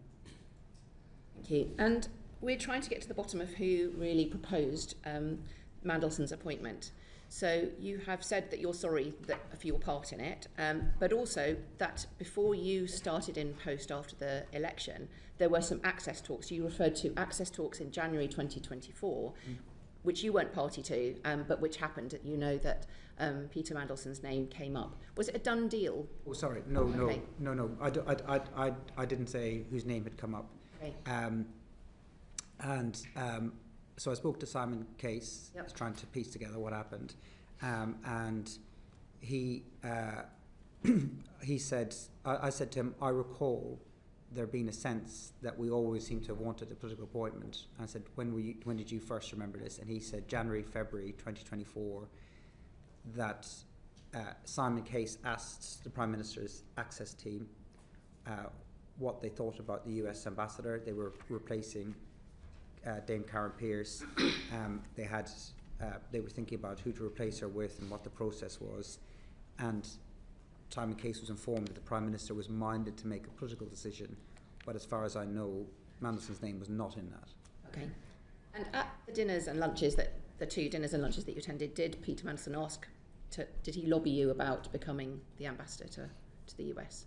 So he did lobby me, but not on either one of those dinners. One of those dinners was after he was ambassador, and I should say also I had dinner when I went to the US in the embassy. But he did lobby me, but I don't think at the dinners, no. And the process you've talked about with George Osborne and Peter Mandelson were the 2 names in play. How far did the process of George Osborne's potential appointment that then didn't lead on, go? Did he have due diligence assessment made of him? Yes. And what was the outcome of that due diligence then? Was that the important factor between the 2, one going before another? That wasn't the important factor in my recommendation, no. I don't. I can't remember what the due diligence said for George Osborne, but it was carried out. I spoke to both of them, and the Prime, and yeah, I think it was similar. Okay, and your due diligence meetings with Peter Mandelson, and you subsequently asked for more in writing. How many times did you meet him, or how long were your meetings with him for the due diligence? None. The due diligence report was carried out by PET. All by PET, and by writing to you? No. So PET carried out the process. Like I said in my resignation letter, I think there's a lot of lessons to be learned from this, and I think that the way that whole process works isn't up to it. I think there should be, as default, an interview with the candidates for something like this. There wasn't. I was given a report, or the Prime Minister was given a report by the Propriety and Ethics team, which was the due diligence report. That was conducted by them without any involvement of me. They gave that to the private office. I then followed up with some questions, but apart from that email, that was the only part I played in it. So that was the due diligence report that's now in the humble address papers that we've all seen. Is that the report you're talking about? Minus my email. Isn't it? Okay. Do you think the violence against women and girls aspect of this, and I absolutely appreciate you talking about the victims and survivors of Epstein right at the beginning of that, they are very much, and I think I can speak for the whole committee, on our mind as well. Do you think the violence against women and girls aspect of this, the relationship with Epstein, was downplayed during those conversations that you had with the other people advising the Prime Minister and with the Prime Minister at that time? I think it should have been a lot more to the fore, and I know it's something the Prime Minister takes this issue very, very seriously and has done for a great number of years, and I think it should have been way more done so at the time, is my view. But my understanding of the nature of the relationship that Mandelson had at that time, not what I now know, was that he wasn't somebody who had defended Epstein. He wasn't somebody. He was very apologetic from having made contact, kept contact with him. He was very regretful for it. But I think it should have been. I do agree. It should have been much more to the fore at the time. I know you weren't there in the interview. Do you think he was asked enough open questions, or the ability to give the full extent of his relationship? There's no doubt he was. At a lot of stages. I mean, this was somebody who was in the public eye. There is no doubt. And finally, for me, about the documentation of this process. Decisions of this magnitude should not be done informally, kind of on the sofa. At the previous committee sessions, members, we have become aware of a lack of some of the papers, and today it's been referred to the Prime Minister receiving a lot of views. We don't have any paperwork of that. The Foreign Secretary being involved a number of times. We don't have record of that. We don't have record of the George Osborne side of this, and there are other parts. Do you accept that this was not documented well, and why do you think that is?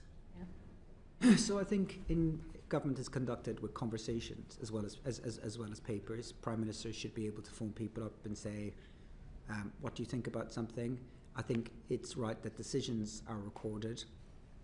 It's difficult for me to say what's the appropriate level of recording the decisions and the minutes, because it's not where my expertise is. I think there certainly needs to be enough that people can see enough of a paper trail, but I also think it's appropriate for the Prime Minister to say, look, I want to get someone's views, I want to have a conversation with them, but those conversations are not the same as where he makes the decisions, and I think there needs to be enough recording around those, but it's not my area of expertise. That sounds great, except that the decisions themselves weren't recorded. That's the point. You know, so, and I come back to the point, I mean, I know you say it's all the civil servants' fault and not yours, but you were in charge of that office where they weren't recording decisions being made. They were recording decisions being made on a pretty regular basis. You just haven't told us about them. I saw regular paperwork on a whole bunch of decisions.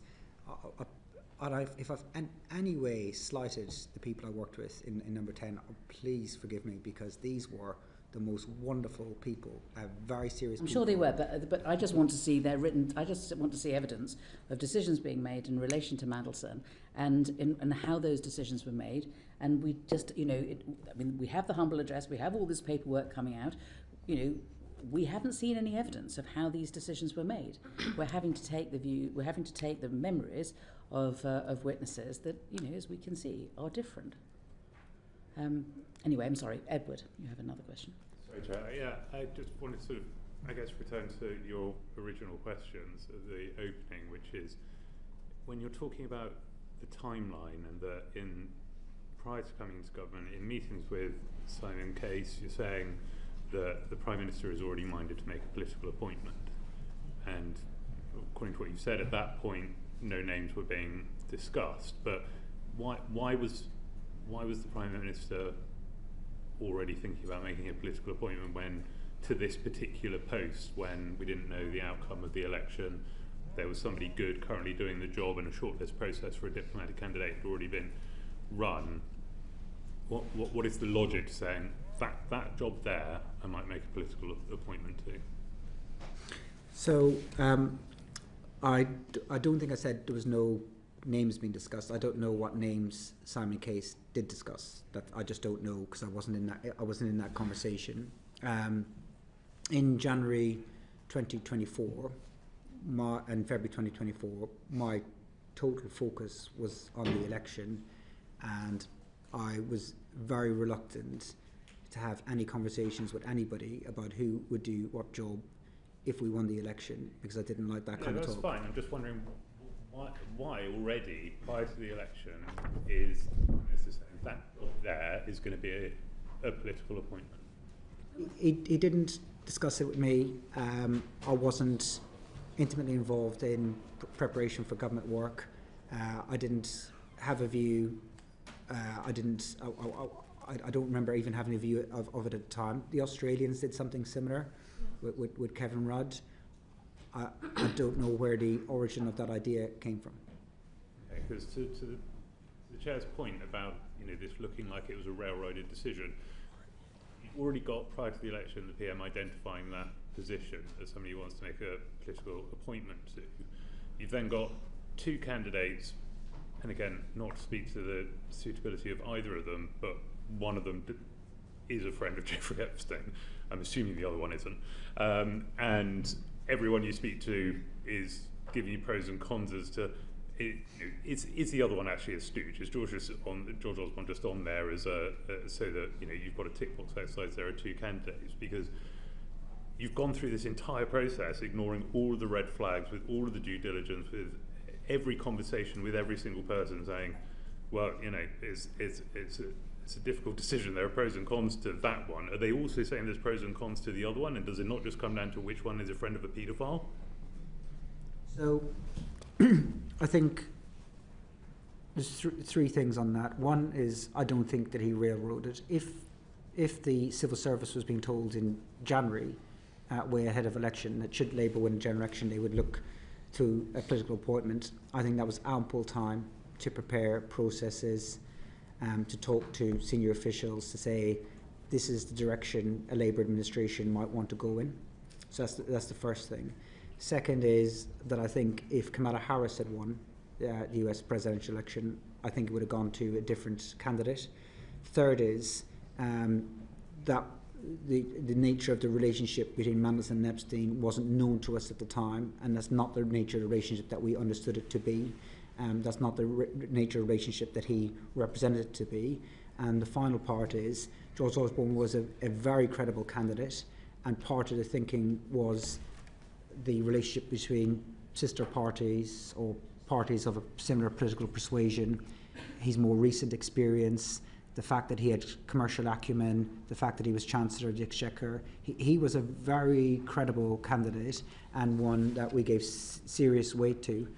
Just push back on a couple of those then, please, Ms. McSweeney, because actually you've already seen that the due diligence report contained the 2019 JP Morgan report, which shows that the relationship was more extensive.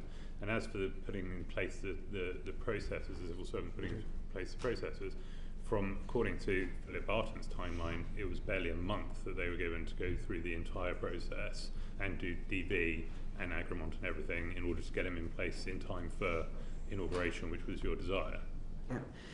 And if it had taken longer, which it did take longer, then so be it. We didn't ask them to skip any steps, and they weren't able to get it done in time for the inauguration. And of course, if they had said the timetable you want to deliver on is impossible and we need a bit more time generally, or we want a bit more time in this one, that's what would have happened.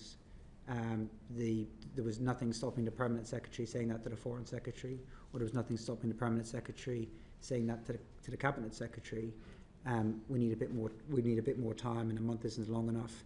As it turned out, they didn't complete the process until several weeks later. I just want to just do an assessment now, where it's 4 minutes to 1. We hoped that we would finish by 1. I think we're unlikely to now because I know that everybody is agitating because they're all thinking actually there are further questions we want to ask. So what I would like to do at this stage is to say we aspire to finish by 20 past. We absolutely must finish by 30:30. And what I'll do is I think take Uma and then Alan and Alex, who I know have kind of quite a lot of some questions of Dan as well, and then I think John and Abdesem and Afra may have follow-ups, but I think we do it that way. So Uma. Chair, thank you. I'd like to put on record that over the past decade I've worked twice with the witness. He's used to robust conversations with me. Hello, Morgan. In your opinion, actually let me rephrase, both Sir Philip Barton and Sir Ollie Robbins have said that it was Number 10's decision to announce the appointment of Peter Mandelson before the vetting process. Did you or did anyone in Number 10 make that decision? Or in your previous answer you said that was, you suspect Sir Peter Mandelson had said that. Was this a Number 10 decision or was it a Peter Mandelson decision? It wasn't a Peter Mandelson decision. I don't know whose decision it was. It wasn't my decision. And as the Prime Minister said now, we would do things differently. But it didn't jump out to me as a problem that that DV was happening after the announcement. That's what happened in the case of the National Security Advisor and my own appointment. And would you have expected senior civil servants to intervene, to flag any issues, to say, actually, this is not how the process happens, the vetting should happen first? Because Sir Philip Barton said that vetting should happen first. You know, we're not from the civil service, we're not to be expected to know this. Would you expect the civil service to have intervened there and told you these things? Yes, if somebody thought that there was a problem with how it's being run. I had a pretty good relationship with both Simon Case and Chris Wormholtz as Cabinet Secretaries, met them pretty regularly, and there was always opportunities for them to tell me when and where, which they did do, if they thought a minister was doing something wrong, or if they thought a SPAD was doing something wrong, or if they were unhappy with something Number 10 was doing. And you said that you made clear to the Prime Minister the pros and cons of this appointment, and that you wouldn't have put Peter Mandelson forward had Kamala Harris won the presidency. Do you think the politics of the day was weighing more heavily rather than the trade deal, or were they both hand in hand? I honestly don't know if I'd have put him forward had Kamala Harris had won. I think he wouldn't have got it. I think there were a broader range of candidates that were available to the Prime Minister, and I think he would have probably have gone in a different direction because of the nature of the relationships that were available to other candidates. For me, the top concern was the trade deal. And his role as EU Commissioner was a big factor in that.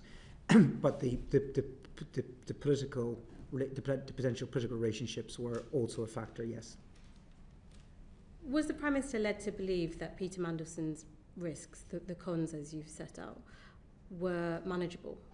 Did you have that conversation with him? Did anyone have that conversation with him? Yes, that was part of his conversations always. And in your answer today, you said that you didn't feel that the truth at the time was put forward by Peter Mandelson in his response to your emails. Did you communicate that to the Prime Minister also? No, at the time I thought he was telling the truth. Okay, and so you didn't raise any issues with the Prime Minister that you had these concerns. You just put these questions to Peter Mandelson, you got the answers, and that was that. I thought they were truthful. Okay, and I asked Kat Little this question. I asked her if the developed vetting would have brought up the information that Bloomberg had in their leaks, really grave issues of Peter Mandelson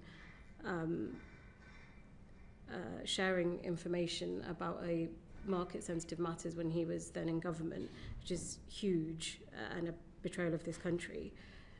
If that had been put to you, would you have ever considered Peter Mandelson? Not at all, no way. And one of the things that subsequently surprised me, I would have assumed that, and maybe they did, but I would have assumed that our Foreign Office would have been in contact with US counterparts to see what information they held on him. But absolutely no way would he have come close to number 10 or any job in this government had that been known. And it looks like you've been following our evidence sessions closely. You've seen these traffic light boxes, the UKSV red boxes.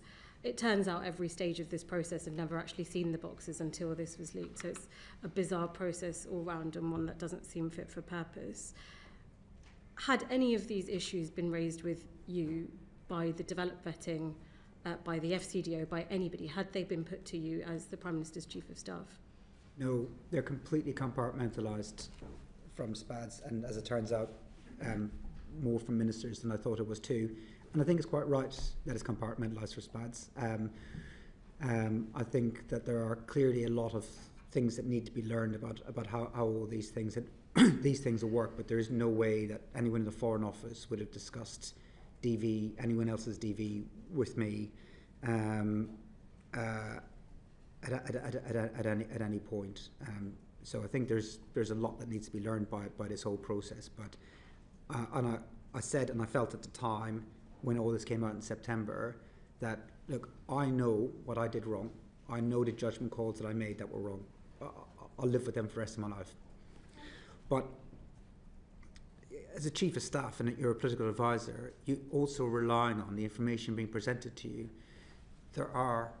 There's a lot of people in the state whose job is to protect the state, the government, and reputation, and you rely on that information coming from you. You don't have the ability to investigate, to ask more questions, to look deeper and deeper, and clearly it didn't work. It shouldn't be reliant on just one advisor giving bad piece of advice and then the whole thing goes wrong. The state needs to be more robust and stronger in all this. And my final question to you, Morgan. Everyone's talked about hindsight. There were lots that were known about Peter Mandelson before this appointment, and I appreciate that you have said that you made judgment call that you've since said is wrong. But there's a very well publicised friendship with one of the world's most notorious sex offenders.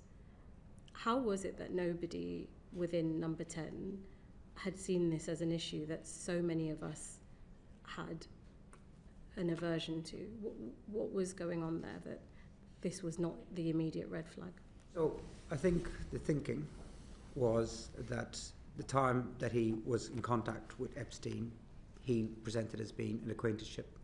He regretted maintaining contact after his first conviction when he realised whatever he realised. I mean, according to his story at the time, he wasn't defending what this guy did in his first conviction, and he was saying that he was duped into understanding the nature of what had happened. So we He got convicted though. He couldn't get around that. I mean, he had been convicted, of sex trafficking a minor.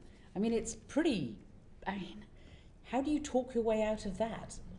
Once a friend has been convicted of that, surely they're no longer a friend, let alone staying in their flat. Yeah, I don't have anyone in my life like that, but he didn't. He did, and you promoted him as being the next ambassador to the United States. He didn't say that he was a friend. He denied that he was a friend. He tried to say he was a passing acquaintance, that he was somebody who didn't really know enough about to ask questions. And the due diligence said otherwise.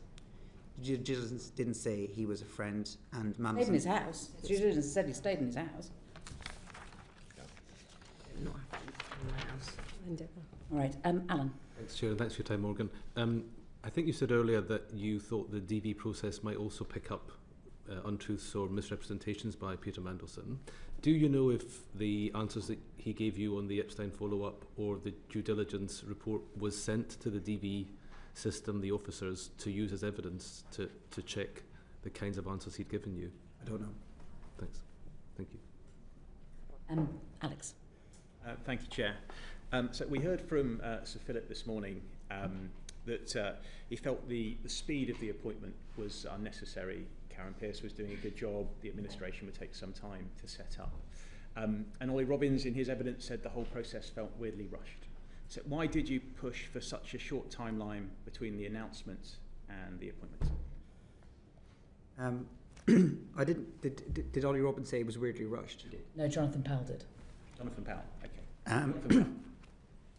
So the pace of it wasn't raised with me as a concern at the time, other than we said we wanted number 10, as in number 10, and that was a consensus view, in place by the inauguration, so that he could begin the work. And and in the end, the Foreign Office were unable to complete all the necessary arrangements by then. So there was no point where, if they'd said we needed more time to carry out further checks, that we'd have said we've got our own timetable here. You need to crack on regardless. So they took the time that they needed to do it right, and all of the evidence suggests that they carried out the processes in the correct way.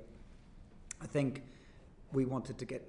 I mean, it's not unusual for number 10 to say we want things to be happening quicker than the departments are prepared to move in, and it always ends up being number 10 kind of gets some of its own way, and then the department gets some of its own way, and that's what happened in this case. And you didn't think to consult with the head of the diplomatic service on that timeline before you announced it, and then put pressure on to deliver on that timeline? I don't think that we publicly announced our preferred date when we made the announcement. No, I don't think we announced that when we announced that Mandelson was going to be the ambassador, that we said he would be ambassador by this date. We twice heard, both from Philip Barton and Sir Ollie, that the Cabinet Office was asking whether DV was necessary at all, whether because Lord Mandelson was a Privy Councillor that would be sufficient. Presumably Cabinet Office wouldn't have done that off their own volition. Did that come from number 10, and where did that thinking come from? Absolutely not from number 10. I find that bizarre. I would have thought, of course, an ambassador would have to have DV. Where might that would have come? I have no idea, but I was reassured by what Philip Barton was saying, is that wasn't something that was considered for long, but I only found out about that as part of this. I find it bizarre. I would have assumed that, of course, the US ambassador should have DV. I don't know how serious of a suggestion it was by anybody. You said yourself, because you were appointed without DV and the National Security Advisor was appointed without DV, it wasn't unusual. Do you think that the number 10, when you were Chief of Staff, had a dismissive or an uninterested approach to security vetting because of your own experiences? No. I think everybody in number 10, because of What you learn in that job takes national security more seriously than any other issue. And when you were appointed after the election, what level of security clearance did you have? I think it's common practice for ex-civil servants to not talk about the security clearances they had, and I'll continue that practice, because when you're in post, you're told you can't say what clearances you have. I had all the necessary clearances to do my job, and I saw whatever papers I was given, and that process is managed by civil servants. Okay, so you had DV at the point that you were appointed as Chief of Staff to the Prime Minister?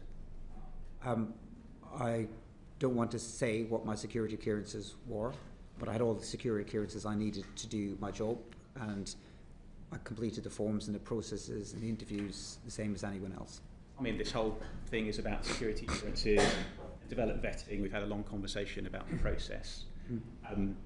I think if you had developed vetting at that point when you were Chief of Staff to the Prime Minister, you would be able to tell us. And I'm surprised that you're not telling us. Because what I understand from speaking to civil servants is that the practice is that they don't share what security clearances they had. I'll follow that practice, but only to say that I had all the necessary clearances to do my job, to read the papers I read, to attend the meetings that I attended, and that I completed every form and everything that was asked of me in all of those processes. And do you think that attitude, because it's a different process for SPADs than it is for civil servants, and I got DV when I was in the Foreign Office, as I think every other person does, do you think that contributed to you trying to expedite the process and having an uninterested attitude towards Peter Mandelson getting DV? Not at all. I think there would have been no suggestion from anyone in number 10 to skip steps or to take any risks on national security. But at the same time, I wouldn't have asked the Foreign Office about how someone's security clearance are going, because that's not something the Foreign Office would discuss with me. There are photographs taken, though, of people wearing their passes, and they're different colours. So a green one is DV and an orange one is the lower level. And so there's a photograph of you with a green pass, but not when you first took over the job of being Chief of Staff. So when did you apply for your DV, and how long did it take for you to get it? I don't recall.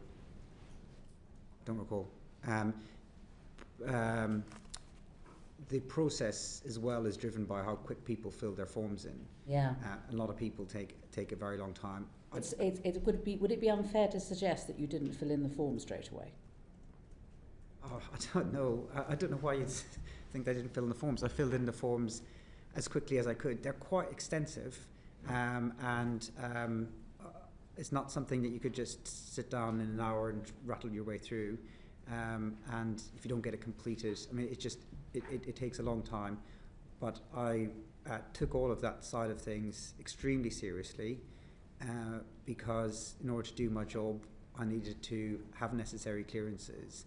And I filled in whatever forms. You also have to gather a lot of information about things. It takes a while, but I always did it as best as I could and as quick as I could. On the 4th of February, Parliament passed a motion requiring the divulgence of all communications relating to the appointment of Peter Mandelson. On, let's see, 25th of March, you reported that your telephone had been stolen.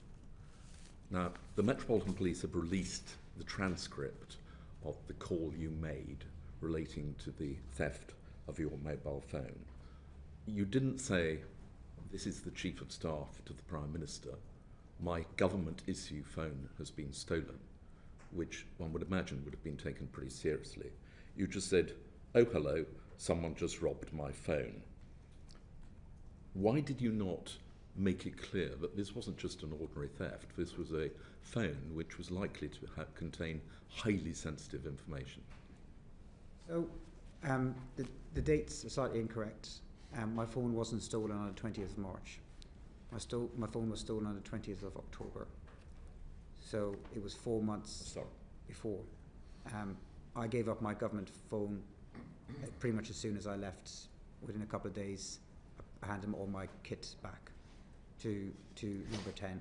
My phone was stolen on the 20th of October. I was a victim of crime. Somebody hopped onto the pavement and took my phone from me. The first thing I did was to try and retrieve it. I tried to chase, which was probably a mistake. The next thing I did was I phoned number 10, and I would have gone with whatever they told me to do. Now, I thought at the time that they would be able to track the phone, and that's what would happen, given, as you say, what's potentially on that phone, and that was my assumption. I then called 999. If number 10 had told me you need to tell the police or you need to tell the call handler what your job is, I would have done so. But otherwise, I didn't do that as a matter of course. I didn't, in any part of my job, go around saying I'm a very serious and senior person. If number 10 had asked me to do that, I would have done that. I also thought, wrongly again at the time, I thought a squad car might come by and I could explain a bit more if the squad car had come by. And then I made further phone calls to number 10 where I'd hoped that they could track the phone and I could tell the police where that phone was. And like you and like everyone else kind of reading about this, I was quite surprised by how limited the security is around Chief of Staff's telephone.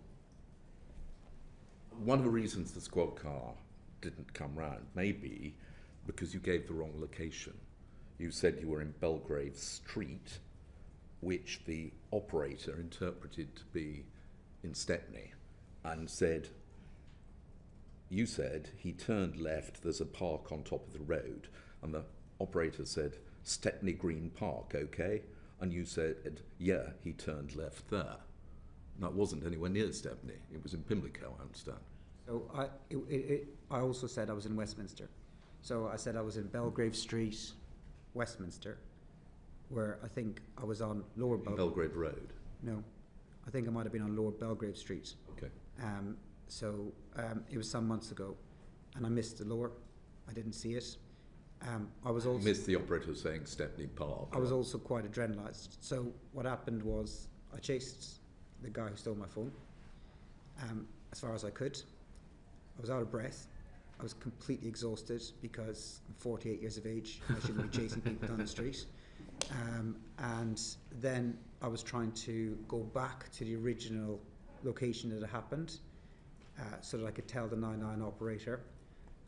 As I was following the guy, he turned away from a park that I could see in front of me, and as I was coming back to try and find the original location, I just assumed that the call handler was looking at it on the map. I haven't heard the audio.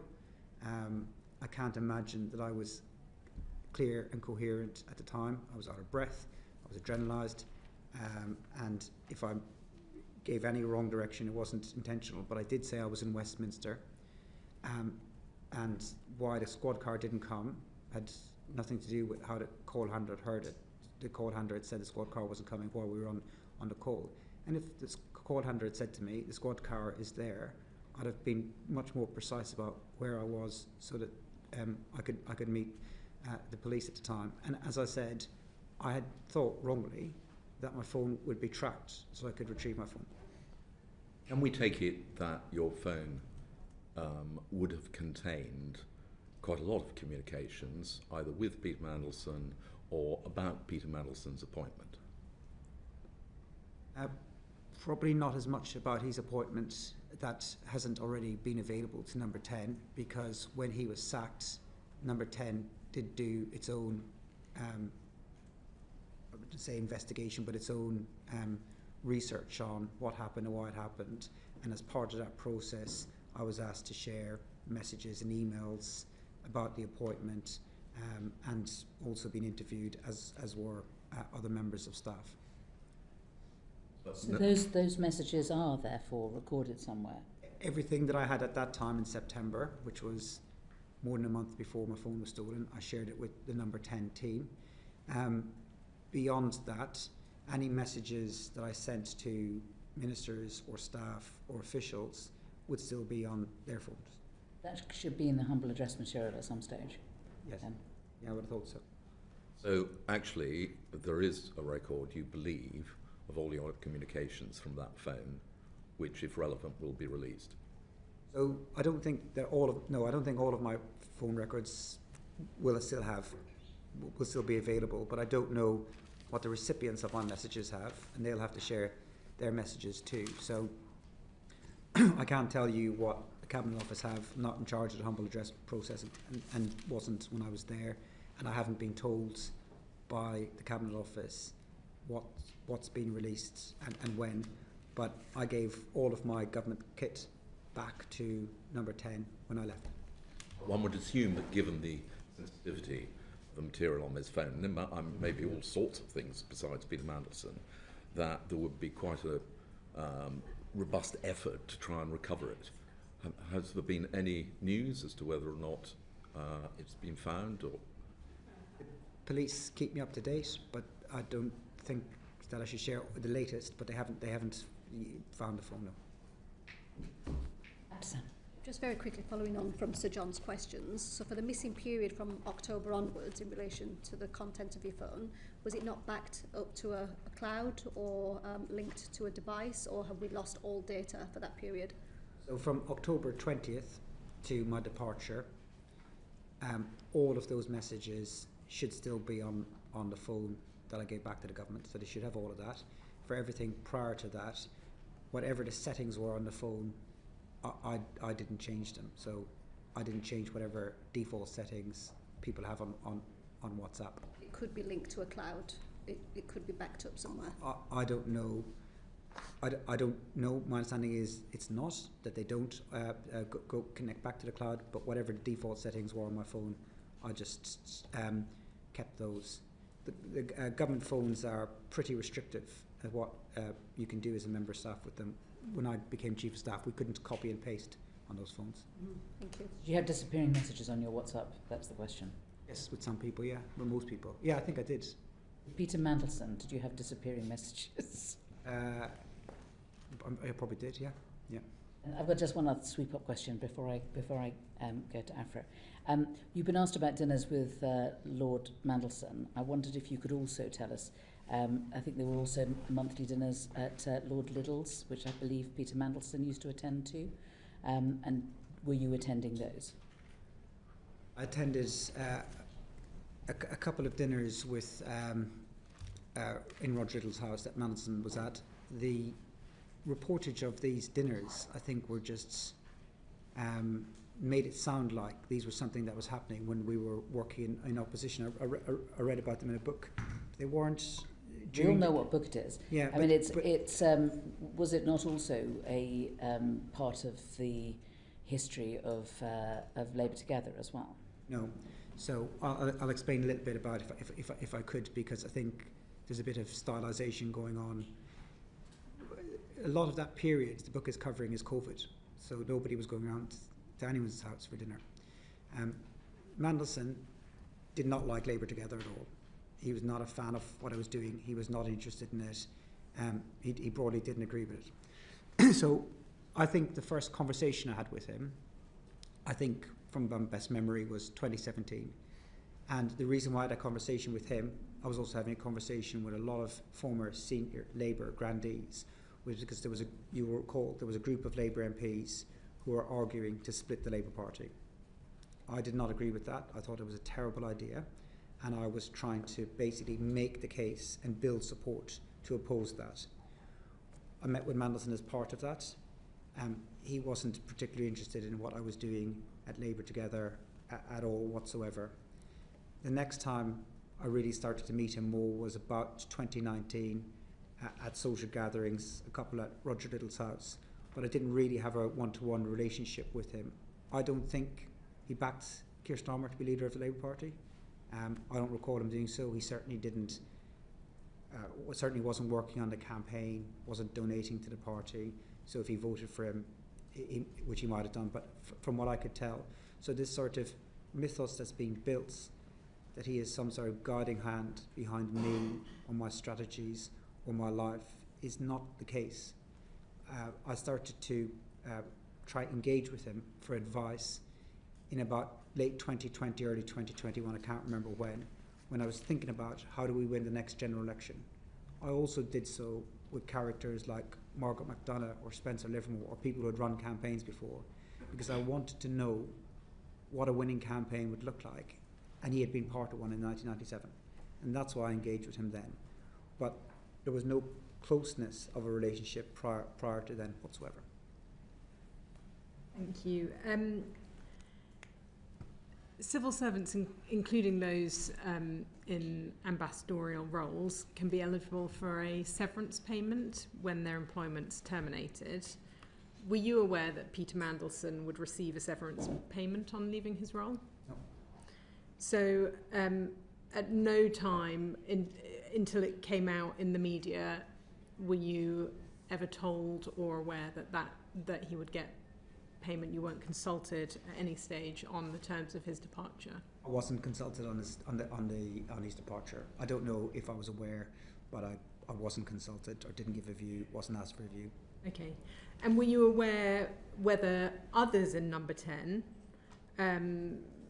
were considering whether making a severance payment would reduce the likelihood of Lord Mandelson potentially becoming a public critic of the government? I don't know. His contract is with the Foreign Office. Okay. So you don't recognise the kind of reports that there may have been emails that said that if they paid him off, it would limit his reputational risk? Just what I read. I wasn't in those conversations, so I don't know much about it, I'm afraid. But do you believe those conversations may have taken place? I don't know. Okay. Not with me. And I think you just got... Just for the record, I attended a dinner at Roger Liddell's with Peter Mandelson, I believe after he was appointed ambassador. Yeah. And was Morgan McSweeney there? No. That's the last question. Thank you very much. Thank you for your time. I'm sorry we've taken so long. If we could, everyone could remain seated for the moment. Order.